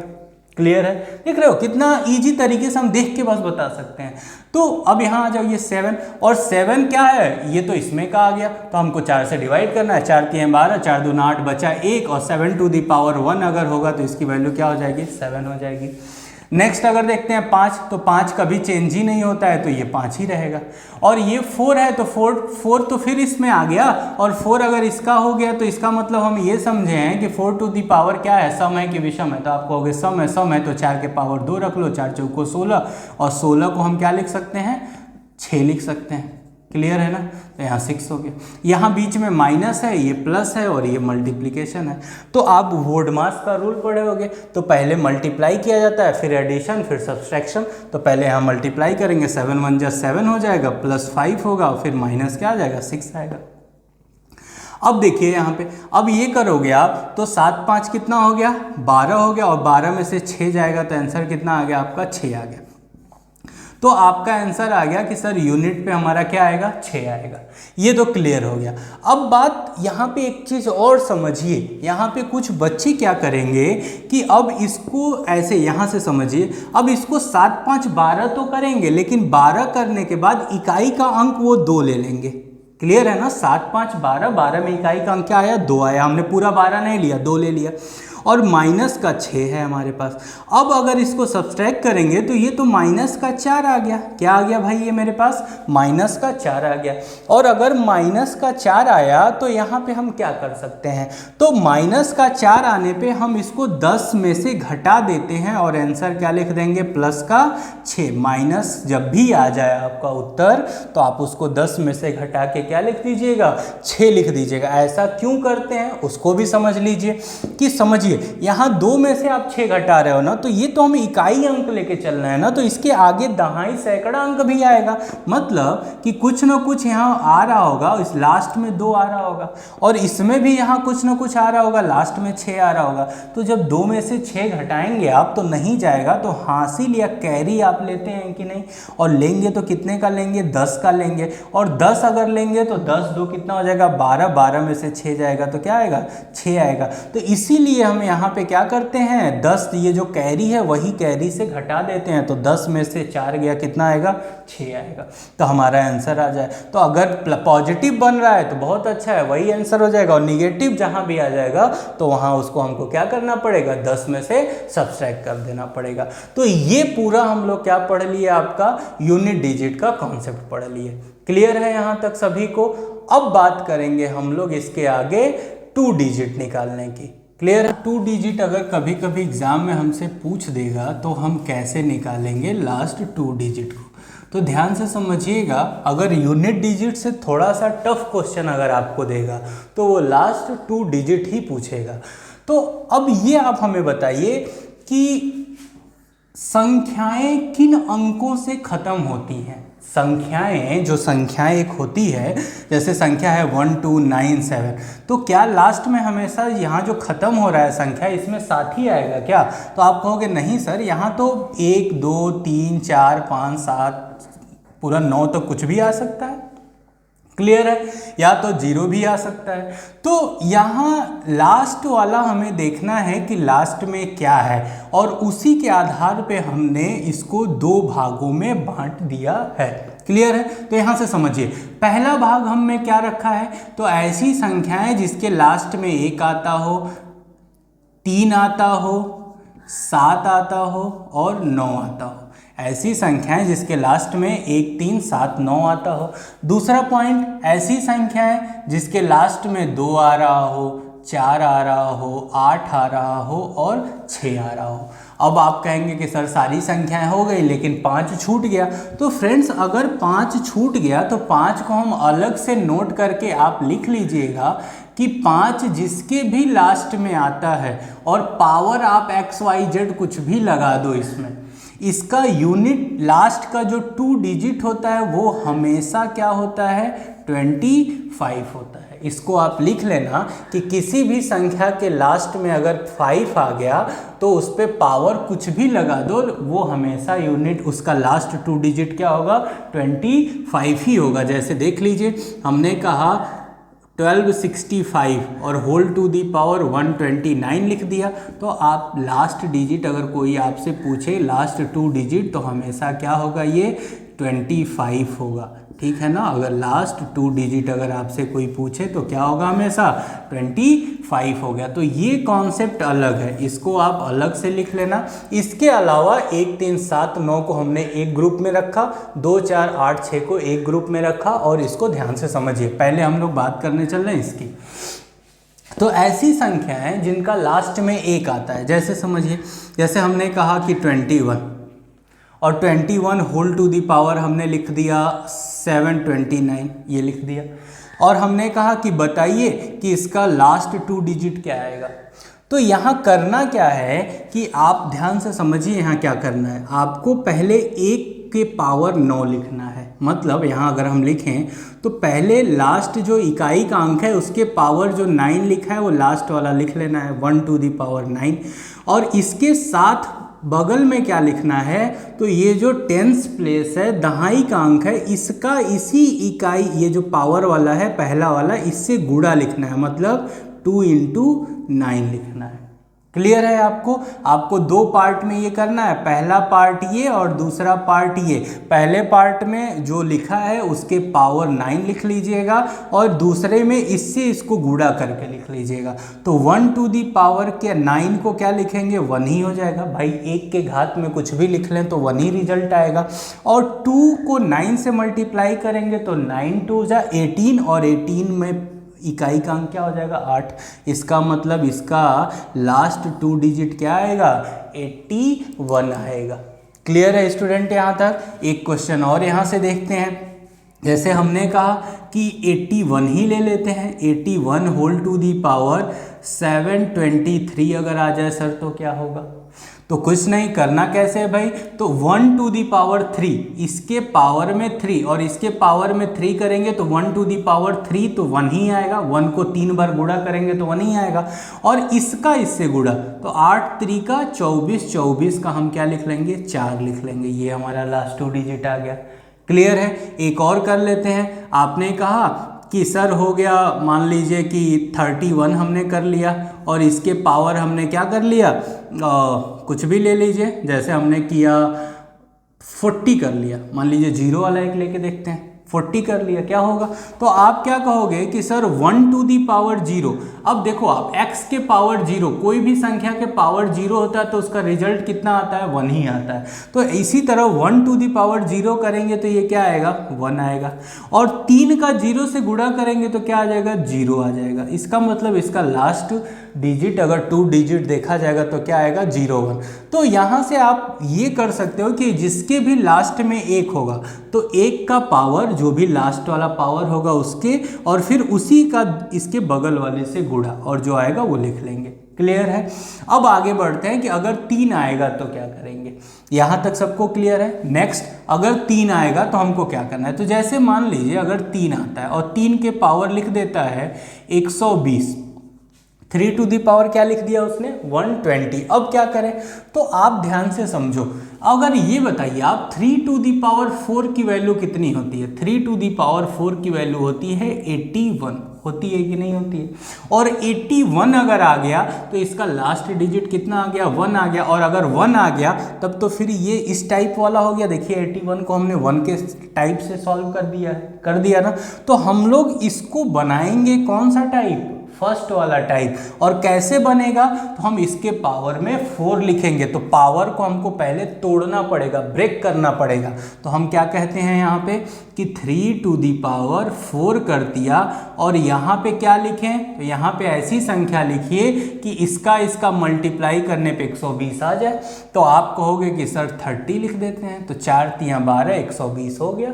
क्लियर है, एकदम सही है। अब यहाँ से आप क्या करेंगे, तो आप कहेंगे कि 3 टू दी पावर 4 को सर 81 लिख लेते हैं, और 81 टू दी पावर 30। अब ये बताइए ये क्वेश्चन और ये क्वेश्चन सेम हो गया कि नहीं हो गया, हो गया। तो अब इसी तरीके से इसको सॉल्व कर देते हैं कि 1 टू दी पावर 0, तो 1 टू दी पावर 0 तो 1 ही होगा, क्योंकि ये हमने पढ़ा है अभी कि x टू दी पावर 0 हमेशा 1 होता है। और इसके अलावा 8 का मल्टीप्लाई 0 से करेंगे तो 8 0 कम 0 आ जाएगा, तो इसका यूनिट डिजिट क्या होगा 01 हो जाएगा। क्लियर है यहाँ तक। अच्छा, अब बात करते हैं फ्रेंड्स कि इसके आगे जैसे मान लीजिए हमने एक और क्वेश्चन लिया, हमने कहा कि अगर लास्ट वाला 3 हो, लास्ट का क्या अंक क्या हो 3 हो, और इसके पावर हम लगा देते हैं अगर 17 लगा दिया तो क्या होगा। अब 3 टू दी पावर अगर 17 हो गया तो क्या हो सकता है। तो आप कहोगे कि सर 3 टू दी पावर 4 लिखेंगे और इसके पावर 4 लिखेंगे। 4 चौक को कितना हो गया 16 हो गया, और अभी भी बचा कितना 1। तो हम यहाँ पे इंटू 3 कर सकते हैं कि नहीं, कर सकते हैं भाई। 3 to the power 4 to the power 4, 4 चौक को 16 और इंटू 1 17। तो यहाँ पे अगर 3 टू दी पावर 4 किया है तो इसको 81 टू दी पावर 4 लिखेंगे, और इंटू क्या लिखेंगे 3 लिखेंगे, यही तो लिखेंगे। अब ये बताइए इसको तो हम इस तरह से सॉल्व कर सकते हैं ना, इस तरीके से। तो 1 टू दी पावर 4 क्या हो जाएगा 1 ही रहेगा, और 8 चौक को 32 का कितना आ जाएगा 2 आ जाएगा। तो 21 यहाँ से आ गया, और 3 ये था। तो ये बताइए ये कितना हो जाएगा 63 हो गया कि नहीं हो गया। तो लास्ट 2 डिजिट हमारा कितना हो जाएगा 63 हो जाएगा। क्लियर है यहाँ तक। अब आगे और बात करते हैं कि अगर हम लोग ये कहें कि इसके आगे 7 वाले के साथ क्या होगा या 9 वाले के साथ क्या होगा, तो वहाँ पे क्या कंडीशन बनेगी। तो देख लीजिए अगर 7 आएगा तो क्या होगा। तो जैसे आपने 3 के साथ बात किया था वैसे ही 7 टू दी पावर अगर 4 कर दें तो ये होता है 2401, और 2401 हो गया तो यहाँ भी लास्ट में क्या आ गया 1 आ गया, और 1 आ गया तो फिर तो हम इसको इस तरीके से सॉल्व कर सकते हैं। इसका मतलब हुआ कि अब हमको क्या करना है, इसको भी पावर ब्रेक करना है जैसे हमने इसको किया। तो अगर यहाँ पे लिखा हुआ है 7 टू दी पावर मान लीजिए कुछ भी हमने मान लिया 329, 7 टू दी पावर 329, तो हम क्या करेंगे सबसे पहले 7 टू दी पावर 4 करेंगे। क्यों? क्योंकि हमको लास्ट में 1 लाना है, और 7 टू दी पावर 4 में अगर 2401 होता है तो लास्ट में 1 आता है। तो ये हो गया। अब हमारा यहाँ पे ऐसा पावर लिखो कि जो इसके बराबर में हो या इससे थोड़ा सा कम हो, नज़दीक हो इसके। तो 4 से इसमें डिवाइड कर दीजिए, जो आएगा वही लिख दीजिए। तो 4 बटे 32 ये 8 हो गया, और फिर क्या करेंगे 4 दूना 8 कर देंगे, 82 हो गया। अब 82 का 4 से मल्टीप्लाई करेंगे तो 328 आएगा, और लेकिन होना कितना चाहिए 329। इसका मतलब एक बार और 7 चाहिए, तो हम एक बार और गुणा कर देंगे। तो 4 का 82 मतलब 328 यहाँ से और एक यहाँ से 329 बार आ गया। अब 7 टू दी पावर 4 की वैल्यू कितनी होती है, तो आप कहोगे सर 2401 होती है, यहाँ 82 हो जाएगा और इंटू 7 हो जाएगा। क्लियर है यहाँ तक। अब क्या होगा, तो आप कहोगे कि सर ये तो ये वाला टाइप बन गया, तो यहाँ पे हमें एक को देखेंगे, 1 टू दी पावर मतलब 1 के घाते 2, और 1 के घाते 2 का मान कितना होगा, 1 ही होगा। और यहाँ 0 का मल्टीप्लाई 2 से करेंगे तो कितना आ जाएगा, 0 आ जाएगा। और इंटू 7 ये है, तो ये कितना हो जाएगा भाई, 07 हो जाएगा। हो जाएगा कि नहीं हो जाएगा, क्लियर है यहाँ से। तो अगर 7 आएगा तो भी हम इसको ऐसे कर सकते हैं। अब बात आती है कि 9 आ जाए तो क्या होगा, तो आप ये हमें बताओ, अगर 9 आ जाएगा तो 9 को अगर हमको 1 में कन्वर्ट करना है तो 9 टू दी पावर 2 कितना होता है, 81, तो ये भी कन्वर्ट हो गया। तो इसका मतलब हमको इसको पावर को किस में ब्रेक करना है, 2 में ब्रेक करना है। मतलब कि अगर एक क्वेश्चन हम लोग बनाए, हमने कहा कि 9 to the power 729, 9 to the power 729, अगर ऐसा क्वेश्चन आ जाए तो लास्ट 2 डिजिट, इधर कुछ संख्याएं होंगी, ऐसा मत समझिए इधर संख्याएं नहीं होंगी, इधर कुछ संख्या होगी। हमको तो बस लास्ट डिजिट देखना है ना, कि लास्ट वाला किससे खत्म हो रही है वो संख्या, और उसी से हम लोग लास्ट 2 डिजिट निकाल लेंगे। तो अब क्या करें हम भाई यहाँ पे, तो हमने क्या कहा कि सर इसको 2 के पावर में तोड़ दीजिए। तो ये बताओ 9 के पावर अगर 2 कर देंगे तो यहाँ पे ऐसा क्या लिखें जो 729 के नज़दीक चला जाए, तो आप कहोगे डिवाइड कर दें, तो 2 तियां 6 हो जाएगा, और 2 छक्के 12, 2 चौको 8, 364 आ गया। लेकिन एक अभी भी बच गया, ये 728 बन रहा है, अभी भी एक चाहिए, तो हम 9 से गुणा कर देंगे। क्लियर है यहाँ तक। अब आप ये बताओ हमें, अगर ये बन गया तो आगे क्या होगा, तो आगे ये होगा कि ये 81 हो जाएगा और ऊपर 364 आ जाएगा और इंटू 9 हो जाएगा, और 1 टू दी पावर 4 तो 1 ही होगा, और 8 का गुणा 4 में करेंगे तो 8 चौको 32 का 2 हो जाएगा, और इधर 9 आ गया।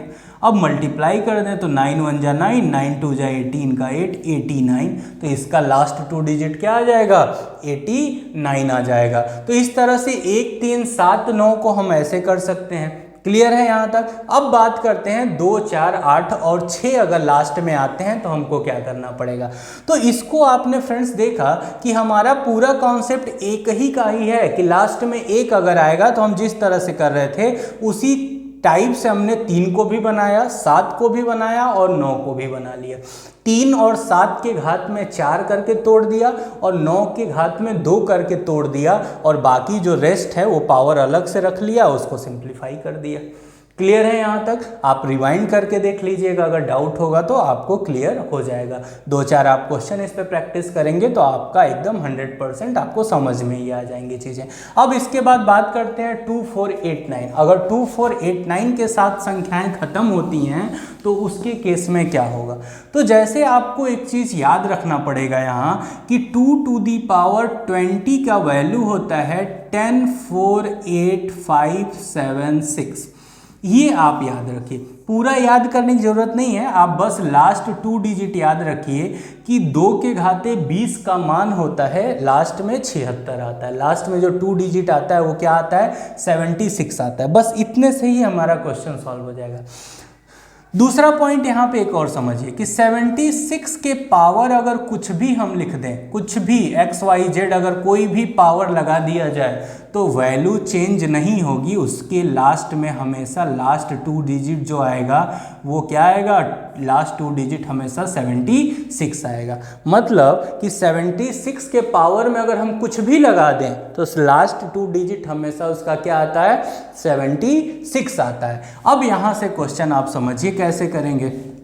तो हमने कहा कि मान लो ऐसी कोई संख्या ले लेते हैं जिसमें 2 टू दी पावर आपका लिख दिया गया है 203, ऐसे लिख दिया गया, लास्ट का 2 लिखा था उसके पावर 203 लिख दिया गया। तो इसको कैसे सॉल्व करेंगे, तो ये बताओ, इसको हमको बनाना है पहले 2 के पावर 20।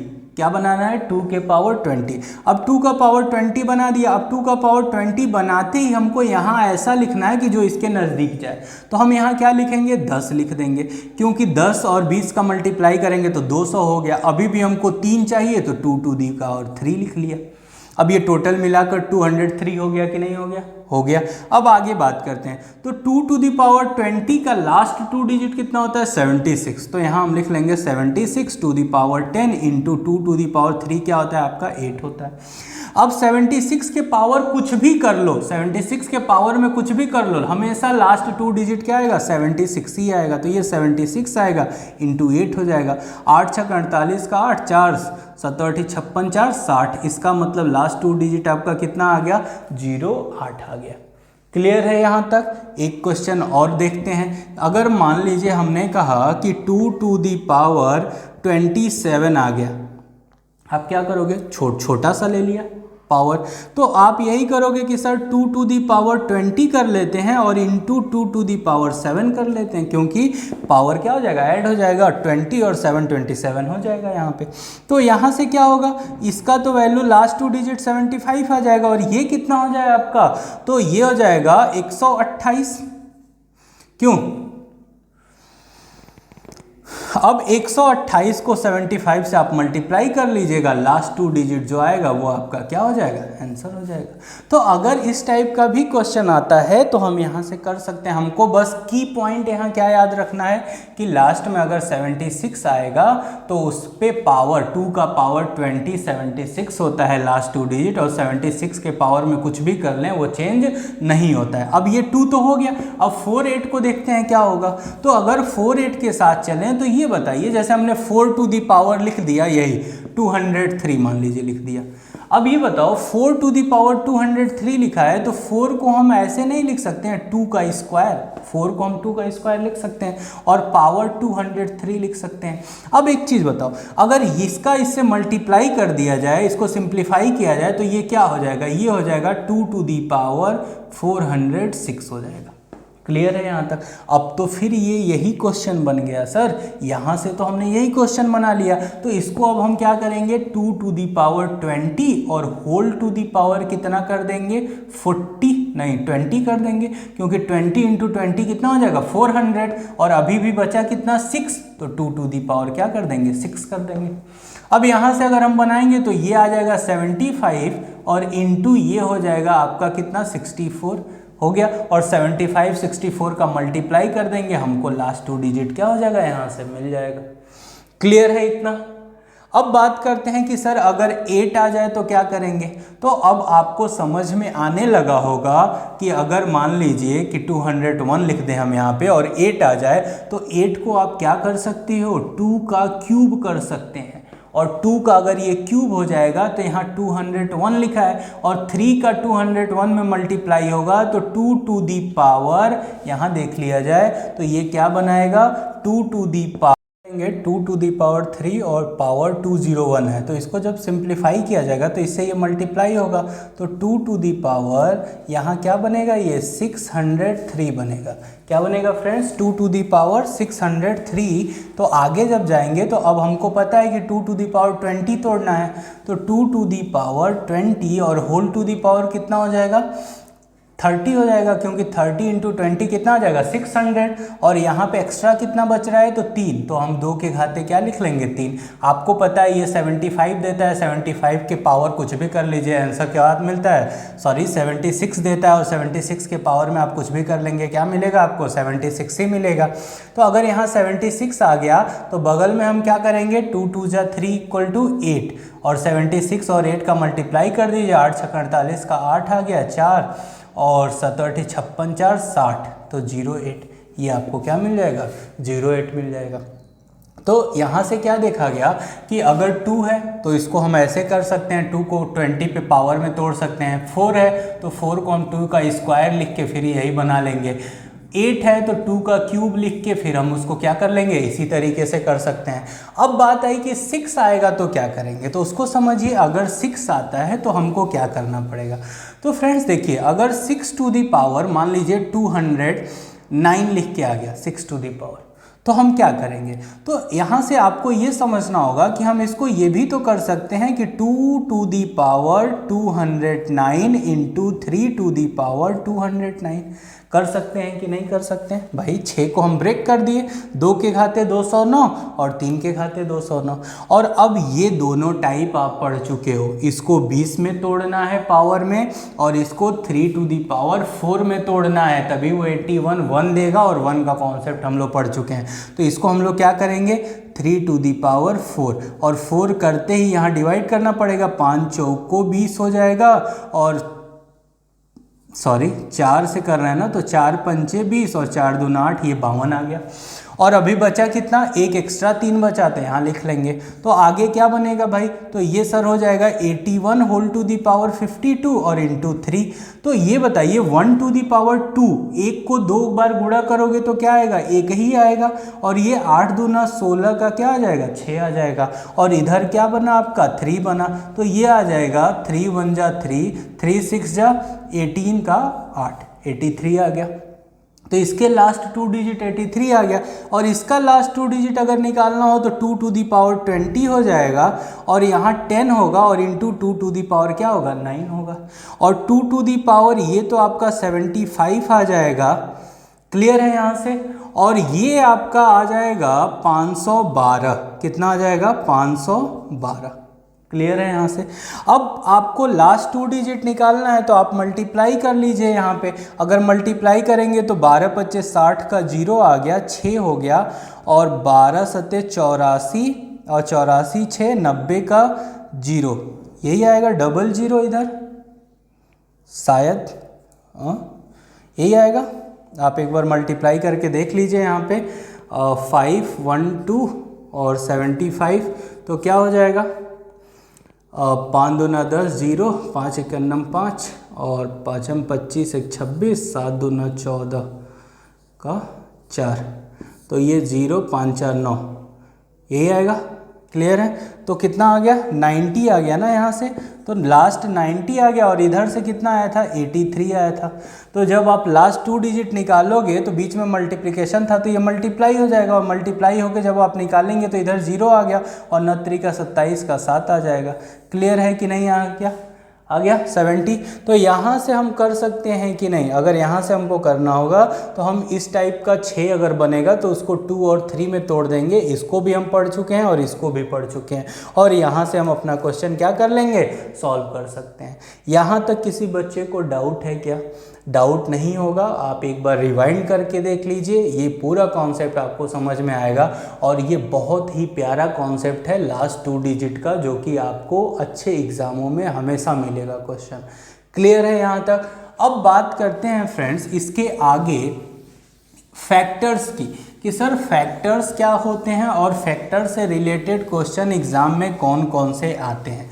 तो आप ऊपर लिख लीजिए कि फैक्टर। अब फैक्टर की अगर बात करें तो फैक्टर का मतलब होता है गुणनखंड। क्या मतलब होता है फ्रेंड्स? गुणनखंड। अब गुणनखंड की अगर हम बात करेंगे तो इसमें 3 टाइप के क्वेश्चन बनते हैं। पहला कि गुणनखंडों की संख्या पूछे जाते हैं, गुणनखंडों की संख्या, द नंबर ऑफ फैक्टर्स पूछा जाता है। दूसरा गुणनखंडों का सम पूछा जाता है, मतलब जोड़, गुणनखंडों का जोड़ कितना है, सम कितना है। तीसरा पूछा जाता है गुणनखंडों का गुणनफल कितना होता है, तो इसमें क्या हो जाएगा भाई, मल्टीप्लिकेशन पूछा जाएगा। ठीक है, तो यहाँ से आपके क्वेश्चन आते हैं। तो पहले एक एक करके इसको समझा जाए। देखिए फ्रेंड्स, यहाँ पे हम आपको एक एक चीज़ डीपली में पढ़ाते हुए चल रहे हैं कि आपको पूरा अच्छे से समझ में आए।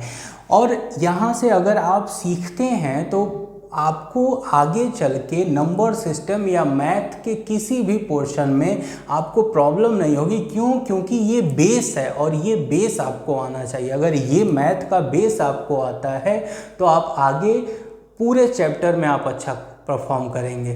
क्लियर है? तो यहाँ से अब आप ध्यान से समझिए और प्रॉपर नोट्स बनाते हुए चलिए। अब जैसे संख्या की बात होगी, जब भी फैक्टर्स का संख्या पूछेगा कि कुल गुणनखंडों की संख्या कितनी होगी, तो यहाँ पे वो आपसे 3 क्वेश्चन पूछेगा। ध्यान से समझिए इस चीज़ को। यहाँ से वो आपसे 3 क्वेश्चन पूछेगा।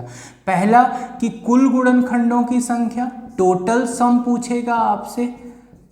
दूसरा पूछेगा कि सम गुणनखंडों की संख्या क्या होगी। सम का मतलब क्या हो गया, आपसे इवन पूछेगा कि इवन नंबर्स ऑफ फैक्टर्स कितने होंगे यहाँ पे, और दूसरा आपसे पूछेगा विषम गुणनखंडों की संख्या कि ऑड फैक्टर यहाँ पे आपके कितने होंगे, और ये तीनों हमको बताना होगा। क्लियर है?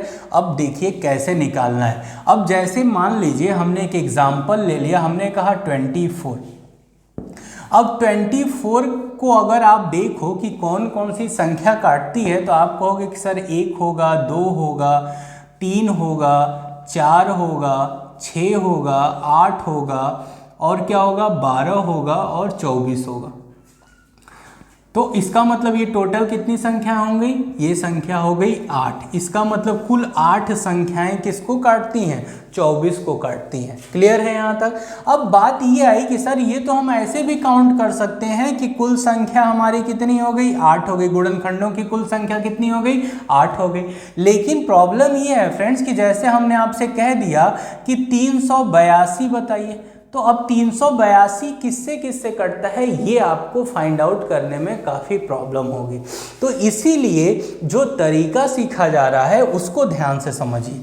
जैसे हमने कहा कि 24, तो आप 24 का गुणनखंड निकाल लीजिए। तो 2 से करेंगे तो ये 12 आएगा, फिर 2 से करेंगे 6 आएगा, फिर 2 से करेंगे 3 आएगा, फिर 3 से करेंगे 1 आएगा। तो इसको हम लिख क्या सकते हैं, तो हम लिखेंगे 2 to the power 3 into 3 to the power 1। मतलब 2 यहाँ 3 बार है तो 2 टू दी पावर 3 हो गया, और 1 3 बार 1 है तो 3 टू दी पावर 1 हो गया। अब जब भी गुणनखंडों की कुल संख्या पूछी जाएगी तो वहां आपको करना क्या है कि आप सबसे पहले ये देखो कि ये किस फॉर्म में आते हैं गुणनखंड। तो गुणनखंड का फॉर्म क्या है, तो x to the power a into y to the power b into z to the power c, कुछ इस टाइप से ये बन रहा है।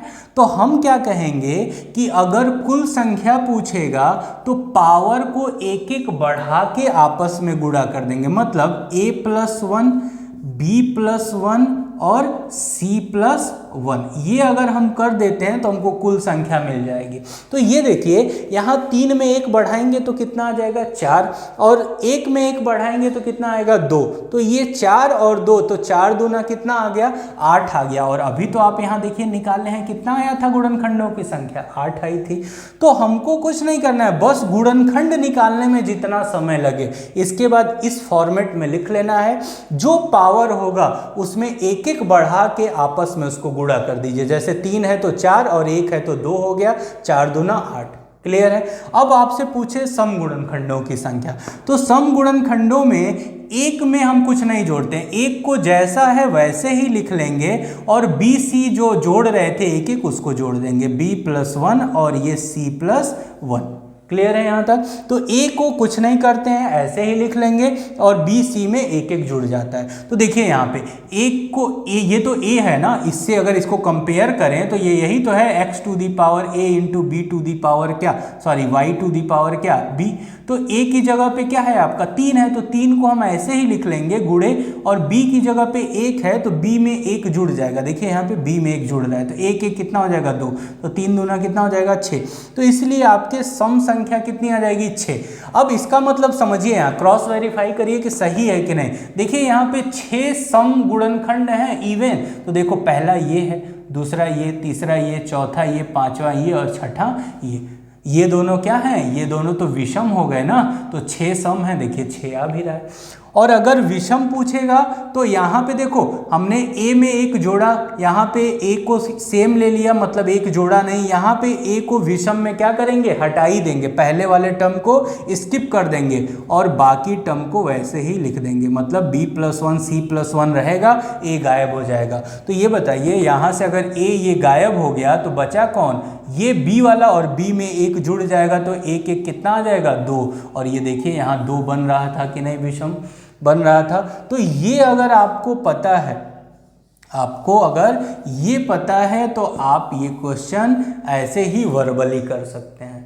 क्लियर है यहाँ तक? एक क्वेश्चन के थ्रू और समझते हैं, इसके बाद इसमें आगे बात करते हैं। ठीक है, इसको नोट डाउन कर लेंगे आप सभी। एक क्वेश्चन और लेते हैं। जैसे मान लीजिए हमने ले लिया 180, तो 180 को अगर करना हो तो ये कितना आ जाएगा, 90, फिर 2 से करेंगे तो कितना आ जाएगा 45, फिर हम 3 से करेंगे तो 15 आ जाएगा, फिर 3 से करेंगे तो 5 आ जाएगा, और फिर 5 से करेंगे तो क्या आएगा 1।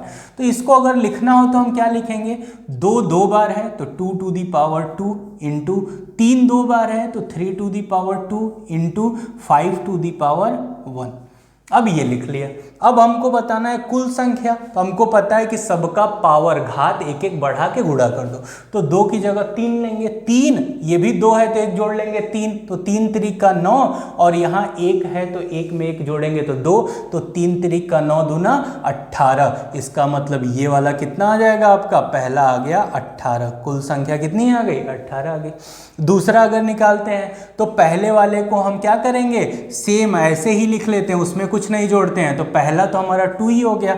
अब दूसरे तीसरे में 1 1 जोड़ेंगे, तो ये 1 जोड़ेंगे तो 2 से 1 3 हो जाएगा, और ये 1 से बढ़ के क्या हो जाएगा 2, तो 3 दूना 6 दूना क्या आ जाएगा 12 आ गया दूसरे वाले का आंसर। और तीसरा अगर विषम संख्या निकालना है तो हम क्या करेंगे, पहले को छोड़ देंगे, तो छोड़ दो पहले वाले को, इसको 1 1 बढ़ा के ले लेंगे, तो 2 से ये 3 हो गया, और ये 1 से क्या हो गया 2, तो 3 दूना कितना आ गया 6। और आप खुद देखो कि सम विषम मिलाकर कुल होना चाहिए, देखिए 12 6 मिलाकर 18 हो रहा है कि नहीं हो रहा है। तो आपको सोचना ही नहीं है कि 180 को कौन काट पाएगा, आप बस इतना आप कर लीजिए, इसके बाद तो आप देख के आंसर मार देंगे कि कौन सा होगा। क्लियर है यहाँ तक।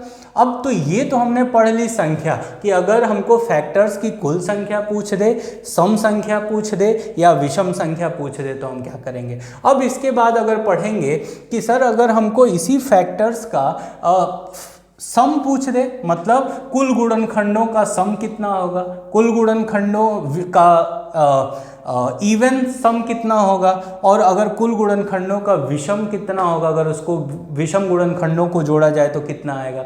तो इसको एक बार इस पे बात करते हैं। तो आई होप ये आपने नोट कर लिया होगा, इसको हम रफ करते हैं।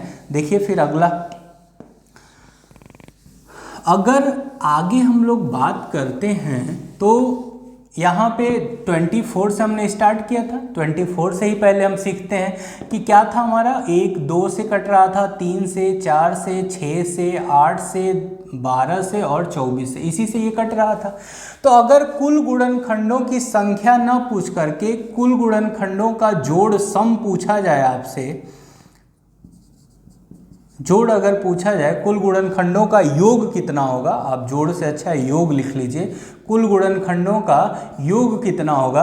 तो आप ये बताओ, इसका मतलब इसका योग पूछ रहा है ना, जितने गुणनखंड हैं इनका योग पूछ रहा है, तो आप ऐड कर लो, 24 8 30 हो गया, सॉरी 24 6 30 हो गया, 30 20 50 और 50 4 3 7 60 हो गया। ये टोटल कितना आ रहा है 60 आ रहा है।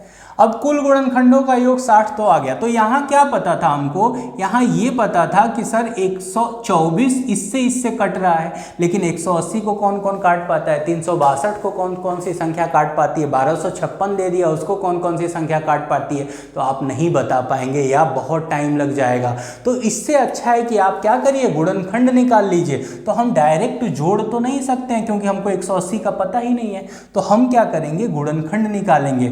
तो दोनों का गुणनखंड निकाल के एक फॉर्मूला बनाते हैं और वहां से समझते हैं कि डायरेक्ट कैसे निकाला जा सकता है।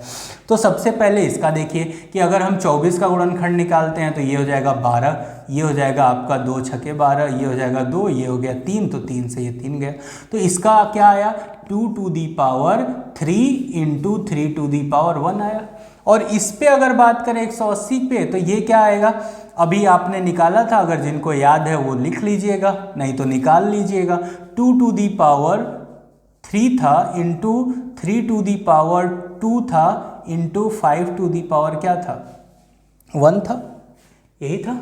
क्लियर है, आप देख लीजिए भाई, अगर जिसको डाउट हो रहा है वो देख ले। अगर 2 करेंगे तो यहाँ 90 आएगा, फिर 2 करेंगे 45 आएगा, फिर आपका 3 करेंगे तो ये कितना आ जाएगा 15 आ जाएगा, फिर आप 3 करेंगे तो ये कितना आ जाएगा 5 आ जाएगा, और 5 टू दी पावर करेंगे तो 1 आ जाएगा। मतलब 2 बार है ना, तो यहाँ 2 टू दी पावर क्या होगा 2 होगा, 3 टू दी पावर 2 होगा, और इंटू 5 टू दी पावर क्या होगा आपका 1 होगा।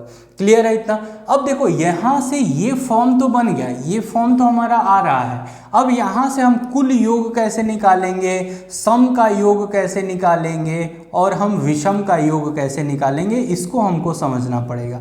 तो देखिए कुल का योग अगर हमें निकालना है तो हमको क्या करना पड़ेगा, तो ये जो पावर लिखा है ना इसको हमको तोड़ना पड़ेगा। कहाँ से, जीरो से, मतलब a to the x to the power, ये जो x है इस पे जो पावर लगा है तो हम करेंगे x to the power 0 plus x to the power 1 plus x to the power 2, कहाँ तक, तो जहाँ तक ये दिया है x to the power a तक। इसी तरह b को तोड़ेंगे, b power 0 b to power 1 plus dot dot dot कहाँ तक, तो b to the power b तक। इसी तरह c को भी तोड़ लेंगे, ये z को तोड़ लेंगे। क्लियर है। तो इसका मतलब ये जो पावर आ रहा है इसको हमको तोड़ना है। तो अगर तोड़ना है इस फॉर्म में तो कैसे इसको तोड़ा जाएगा, इसको समझिए। यहाँ पे तो हम ये लिख सकते हैं 2 का पावर 2 है ना, तो हम ये लिख सकते हैं 2 का पावर 0 प्लस 2 का पावर 1 प्लस 2 का पावर 2, ये लिख सकते हैं। क्योंकि 2 तक जाना है तो हम 2 तक जाएंगे, यहाँ a तक जाना था तो हम a तक गए हैं। अब 3 का लिखना है तो 3 to the power 0 plus 3 to the power 1 plus 3 to the power 2, और 5 का लिखना है तो 5 to the power 0 plus 5 to the power हम क्या जाएंगे, 1 तक जाएंगे। क्यों, क्योंकि यहाँ मैक्सिमम पावर कितना है हमारा, 1 है। अब इसको देखिए, तो ये बताइए 2 टू दी पावर 2 की वैल्यू होती है 4 प्लस 2 की पावर 1 की वैल्यू होती है 2, और किसी के भी पावर में अगर 0 लगता है, किसी भी संख्या के घात में 0 लगता है तो उसका मान कितना होता है, 1 होता है। तो 4 2 6 और 1 कितना हो जाएगा, ये आपका 7, यहाँ से 7 आ गया। यहाँ से कितना आएगा, तो 3 3 का 9 हो गया, ये 3 हो जाएगा, ये 1 हो जाएगा, 9 3 12, एक कितना आ गया, 13 आ गया। और यहाँ से कितना आएगा, तो ये 5 हो गया और प्लस ये 1 हो गया, 6 आ गया कि नहीं आ गया। तो यहाँ से 6 इंटू 13 और इंटू क्या आ गया आपका, 7 आ गया। तो 13 सत्ते कितना होता है, 91 गुणे 6 आप कर लेंगे तो 6 कन्नम 6, 6 9 54, कितना आ गया, 546 आ गया। इसका मतलब कुल योग कितना हो जाएगा आपका, 546 हो जाएगा। क्लियर है। अब देखिए आपको लग रहा होगा कि यहाँ पे सर काफ़ी टाइम लग रहा है, तो जब आप प्रैक्टिस करेंगे ना तो यहीं से ये क्वेश्चन कर लेंगे बिना पेन के। जैसे देखो 2 टू दी पावर 2 मैक्सिमम रखना है आपको, तो 2 टू दी पावर 2 की वैल्यू कितनी होती है, 4। अब एक कम करोगे तो 2 टू दी पावर 1 की वैल्यू 2 हो गई, तो 4 2 6, और 2 टू दी पावर 0 की वैल्यू 1 हो गई, तो 6 1 7 हो गया, तो 7 ये हो गया। यहाँ से 3 3 का 9 और 9 से पहले 3 टू दी पावर 1 तो 3, तो 9 3 12 और 1 13 हो गया। और यहाँ से 5 कन्नम 5 और 5 टू दी पावर 0 की वैल्यू 1 होती है, तो 5 1 6 हो गया। तो यहाँ हो गया 7, यहाँ हो गया आपका 13 और यहाँ हो गया 6, तो 13 7 91 छक्के कितना हो जाएगा, 546। तो जैसे जैसे आप प्रैक्टिस करेंगे ना तो ये आपके मुंह से वर्बली होने लगेंगे। बहुत बड़ा लेंदी कॉन्सेप्ट नहीं है ये। फर्स्ट टाइम अगर आप देख रहे हैं तो आपको लग रहा होगा थोड़ा सा। अगर आप 10 क्वेश्चन इस तरह से कोई भी संख्या लीजिएगा, आप बना के तुरंत सॉल्व करिएगा, देखिएगा फिर आप बहुत जल्दी करेंगे इस टाइप के क्वेश्चन को। क्लियर है यहाँ तक। तो अगर इस टाइप का आएगा तो हम कर सकते हैं। जैसे इसको देख लीजिए, यहाँ जोड़ा था 60, यहाँ आना चाहिए। तो देखिए अब देखिए इसको डायरेक्ट किया जाए तो 2 टू दी पावर 3 कितना होता है, 8 होता है। इसके पहले 2 टू दी पावर 2 कितना होगा, 4 होगा। 2 टू दी पावर 1 कितना होगा, 2 होगा। और 2 टू दी पावर 0 कितना होगा, 1 होगा। 8 4 12 13 14, एक कितना हो जाएगा, 15। और इसी तरह 3 टू दी पावर 1 3 होगा, और 3 टू दी पावर 0 कितना होगा, 1 होगा। तो 3 1 कितना हो जाएगा, 4, और 15 चौक को कितना हो जाएगा, 60। देखिए ये 60 आ रहा था कि नहीं। क्लियर है। तो यहाँ से हम कर सकते हैं ना, अगर डायरेक्ट हमको आता है, थोड़ा सा स्क्वायर अगर हमारा तेज है, कैलकुलेशन अच्छा है, तो हम डायरेक्ट यहाँ से कर सकते हैं। क्लियर है यहाँ तक। तो ये हमने क्या बात किया कि कुल संख्याओं का योग कितना होगा। अब बात करते हैं कि सम का योग क्या होगा। तो आप इस फॉर्मूले को लिख लीजिएगा, यही कॉन्सेप्ट है, इसी पैटर्न पे चलना है। और अगर जैसे ही आप 7-8 क्वेश्चन करेंगे ये अपने आप दिमाग में आपके बैठ जाएगा। तो अगला सम के लिए जब किया जाता है तो देखिए यहाँ पे याद रखिएगा, ये जो पहला वाला टर्म है ना, x टू दी पावर 0, ये बस नहीं होता है। मतलब x टू दी पावर 1 से शुरुआत होगा, 2 प्लस कहाँ तक, तो जहाँ तक पावर दिया जाएगा। लेकिन ये केवल पहले के साथ होगा, बाकी जो जैसे चल रहा था वैसे चलेगा। b वाला 0 से जो चल रहा था वो 0 से ही चलेगा, c वाला 0 से ही चलेगा। बस a वाले में हम पहला 0 वाला कॉन्सेप्ट नहीं लेंगे। क्लियर है यहाँ तक। अब देखो यहाँ से अब जैसे मान लीजिए इसको अगर थोड़ा सा देखा जाए कि अब इसको हमको सर हमसे पूछ दिया गया कि यहाँ सम का योग सर बताना है, इवन का आपको सम बताना है। तो ये बताओ यहाँ पे आपको एक चीज़ समझ में आ गया कि सर इसको हमको बस नहीं लेना है 2 टू दी पावर 0, और सब तो लेना ही है। तो ये 2 दूना 4 और 1 कितना हो जाएगा, ये 5 होगा। ये 3 त्रिका 9, 3 12, 1 13 ही होगा, और ये 5 और 1 कितना हो जाएगा, 6 हो जाएगा। तो 13 पचे ये 65 हो गया, गुणे 6 आ गया, तो 6 पंचे 30 का 0, 6 छक 36, 3 39, 390 आ गया। क्लियर है कि नहीं क्लियर है, यहाँ तक हो जाएगा। तो यहाँ पे हम क्या लिख सकते हैं, अगर सम हमसे पूछेगा तो 390 लिख सकते हैं। अब इसी को डायरेक्ट यहाँ से एक बार चेक किया जाए। अब देखो यहाँ पे अगर क्रॉस चेक करना होगा तो हम क्या करेंगे, यहाँ पे जितने सम हैं उनको जोड़ लीजिए। तो सम जोड़ने से अच्छा है विषम यहाँ पे कम है तो जोड़ के घटा दें तो सम पता चल जाएगा। तो देखो 3 और 1 4, 4 विषम संख्याएं हैं ना, मतलब जोड़ इनका कितना है 4, तो टोटल 60 है। 60 में से अगर विषम 4 घटा दें तो इसका मतलब यहाँ 56 सम हो रहा होगा कि नहीं हो रहा होगा। आपका मन, अगर आप गिनना चाहे तो आप यहाँ पे ऐड कर लीजिए, 56 आ रहा होगा। तो इसका मतलब यहाँ से हमको 56 लाना है, और 56 लाना है तो हम क्या करेंगे, तो आप खुद बताओ कि सर यहाँ पे क्या करोगे आप। तो ये पहला वाला है ना, तो इसका 0 बस ना लेना। इसका मतलब 2 टू दी पावर 3 8 ले लेना, 2 टू दी पावर 2 4 ले लेना, 2 टू दी पावर 1 2 ले लेना, बस 2 टू दी पावर 0 अब नहीं लेंगे। और इसको तो हम पूरा लेंगे, 3 टू दी पावर 0 1 और 3 टू दी पावर 1 3, तो 3 1 4 हो गया, और 8 4 12 2 कितना हो गया 14, और 14 चौक को कितना होता है आपका 56 हो गया कि नहीं हो गया। क्लियर है, तो हम यहाँ के थ्रू इससे भी निकाल सकते हैं। अगला आ गया कि विषम। अगर विषम आपसे पूछा जाए तो देखो एक क्वेश्चन में तीनों नहीं पूछा जाता है, अगर तीनों पूछा जाता तो हम विषम निकालते ही नहीं। क्यों, क्योंकि आपको पता है कि कुल योग अगर आपका 60 आ गया और सम आपने 56 निकाल लिया, तो 60 में से 56 घटा दोगे तो बचा 4, वो विषम हो जाएगा। लेकिन भाई अगर हमसे केवल विषम पूछा है तो हम इन दोनों को निकाल के फिर क्यों घटाएंगे, हमारा तो टाइम वेस्ट होगा ना। तो हम डायरेक्ट विषम निकालना सीखते हैं।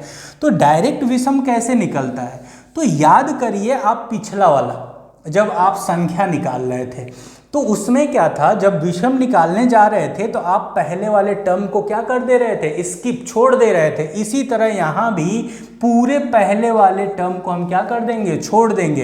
इसको हम पूरे को छोड़ देंगे, लिखेंगे ही नहीं यहाँ पे। तो हम किसको लेंगे, बस B0 B1 dot dot dot कहाँ तक B ये B से क्या था, सॉरी ये B जा रहा था ना, Y जा रहा था ना, तो ये Y लेना है ना, Y टू दी पावर 1।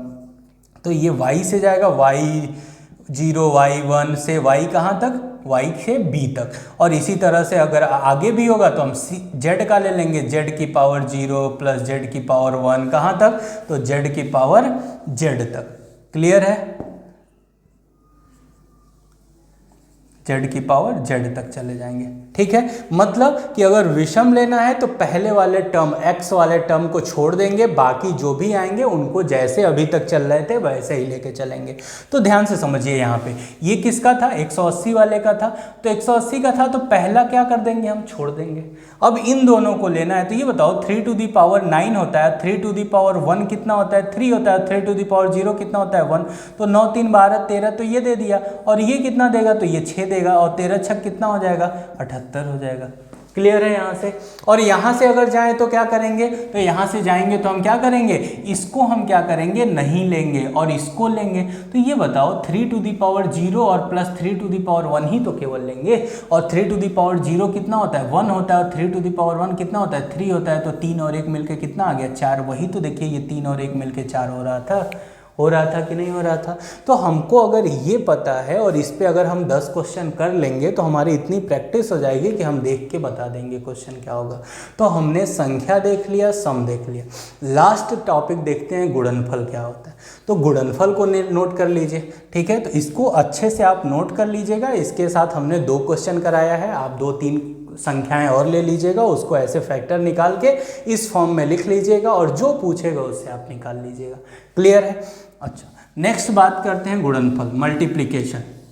अगर मल्टीप्लिकेशन की बात होगी यहाँ की, तो हम कहते हैं कि जैसे मान लीजिए 120 हमने ले लिया। क्लियर है। अब 120 अगर हमने ले लिया तो 120 का गुणनखंड पहले निकाल लेते हैं। अगर इसके पूछ दे कि 120 के गुणनखंडों का गुणनफल कितना होगा, 120 के गुणनखंडों का गुणनफल कितना होगा, 120 के गुणनखंडों की संख्या कितनी होगी निकाल लिया, 120 के गुणनखंडों का जोड़ कितना होगा, योग कितना होगा निकाल लिया, 120 के गुणनखंडों का गुणनफल कितना होगा उसको देख रहे हैं, तो 2 से निकाल लीजिए 60 आ जाएगा, फिर 2 से करेंगे तो ये 30 आ जाएगा, फिर 2 से करेंगे तो ये 15 आ जाएगा, फिर 2 से करेंगे तो 2 से तो जाएगा नहीं, 3 से करेंगे तो 5 आएगा, और फिर 5 से करेंगे तो कितना आएगा, 1 आएगा। इसका मतलब इसको हम लिख के आ सकते हैं तो 2 to the power 3 और इंटू 3 और इंटू क्या हो जाएगा 5। तो यहाँ कुछ नहीं है तो पावर कितना है 1 है।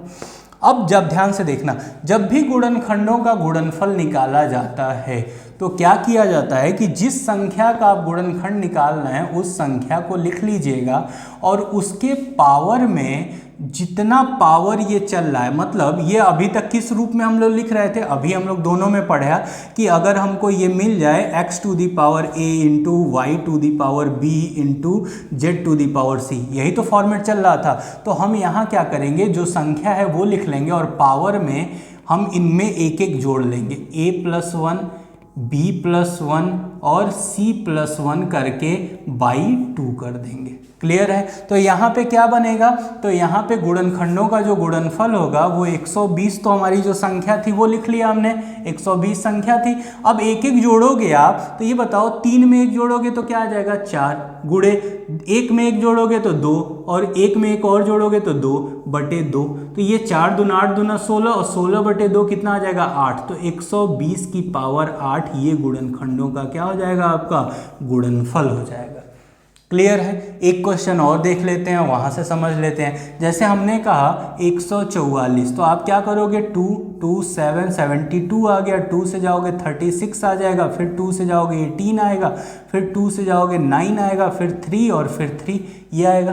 तो आप इसको लिख के आ सकते हो, तो आप लिखोगे कि sir 2 to the power 4 into 3 to the power क्या 2, यही लिखेंगे आप।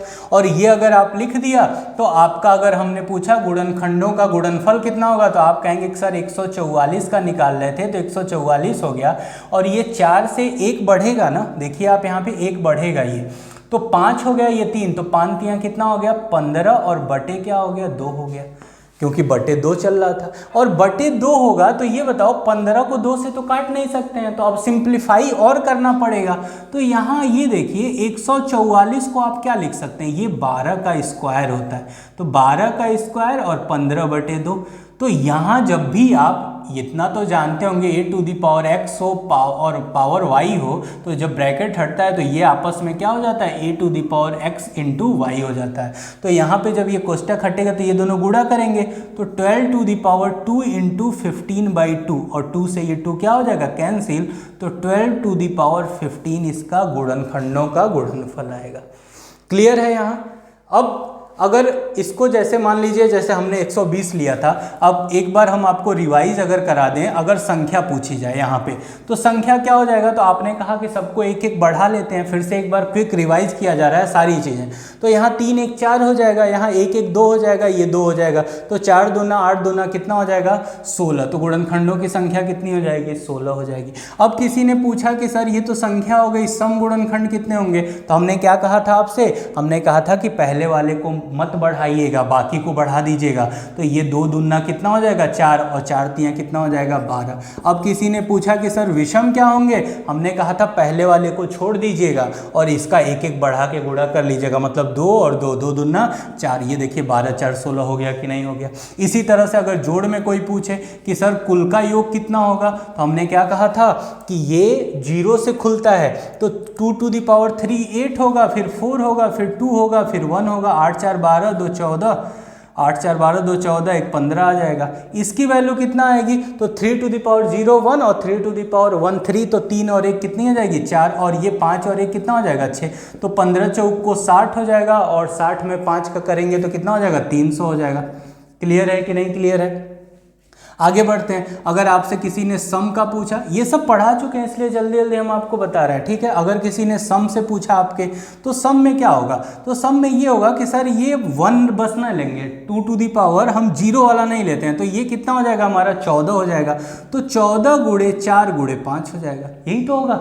और अगर किसी ने कहा कि विषम वाला क्या होगा सर, तो विषम में हम कहते हैं कि भाई हम पहले वाले को पूरा छोड़ देते हैं, तो छोड़ देंगे इस पूरे को, तो ये क्या आएगा हमारा 4 और 1 4 पंचे कितना हो जाएगा 20 होगा। अगर ये 20 होगा तो ये मल्टीप्लाई आप करिएगा 280 आ रहा होगा, क्योंकि 280 और 20 कितना होता है 300 होता है। क्लियर है कि नहीं क्लियर है। और अगर गुणनफल पूछता है तो हम यहाँ से पढ़े ही हैं कि जितना है उसका गुणनखंड निकाल लेंगे, पावर एक एक बढ़ा के बटे 2 कर लेंगे, सिंप्लीफाई कर देंगे, आ जाएगा। तो यहाँ पे आज के वीडियो में हम लोगों ने क्या देखा कि नंबर्स के बारे में देखा, फिर हम लोग यूनिट डिजिट देखे, फिर हम लोग लास्ट 2 डिजिट निकालना देखे हैं, फिर हम लोग फैक्टर्स में गुणनखंड में ये 3 टाइप पढ़े हैं, इन तीनों में 3 टाइप पढ़ा गया। तो अब क्या करना है कि इसका प्रॉपर आपको नोट्स बनाना है और सारी चीज़ों को एक बार रिवाइज करना है, और सब पे अपने मन से आप 4 5 क्वेश्चन बनाइए और सभी को सॉल्व करिए, और ये दिमाग में एक कॉन्सेप्ट बनाइए। क्लियर है। अब नेक्स्ट वीडियो जो आएगी उसमें आगे का बात किया जाएगा, और लगभग 5-6 वीडियो हम लोग लाएंगे जिसमें ये पूरा हम लोग कवर करेंगे। हाँ, और एक बात और हम आपसे कहना चाहते हैं कि अगर आप सभी को ये वीडियो पसंद आ रहा हो और लग रहा हो कि कंटेंट यूजफुल है और काफ़ी मज़ा आ रहा है, तो आप अपने फ्रेंड्स में इसको शेयर करिए, उन बच्चों में शेयर करिए जो मैथ से डरते हैं या जिनका बेसिक कमज़ोर है, और अधिक से अधिक चैनल को सब्सक्राइब करिए। अगर सब्सक्राइब आप करेंगे तो हमें लगेगा कि आप हम लोगों के चैनल को, हम लोगों के वीडियो को आप पसंद कर रहे हैं, फिर हम लोग दुगुना एनर्जी से और सारे सब्जेक्टों का वीडियो लेके डालेंगे। क्लियर है फ्रेंड्स। तो आप अधिक से अधिक फ्रेंडों में इसको शेयर करिए और मन लगा के पढ़िए। नेक्स्ट वीडियो में हम लोग मिलते हैं इसके आगे का कॉन्सेप्ट लेके। Thank you.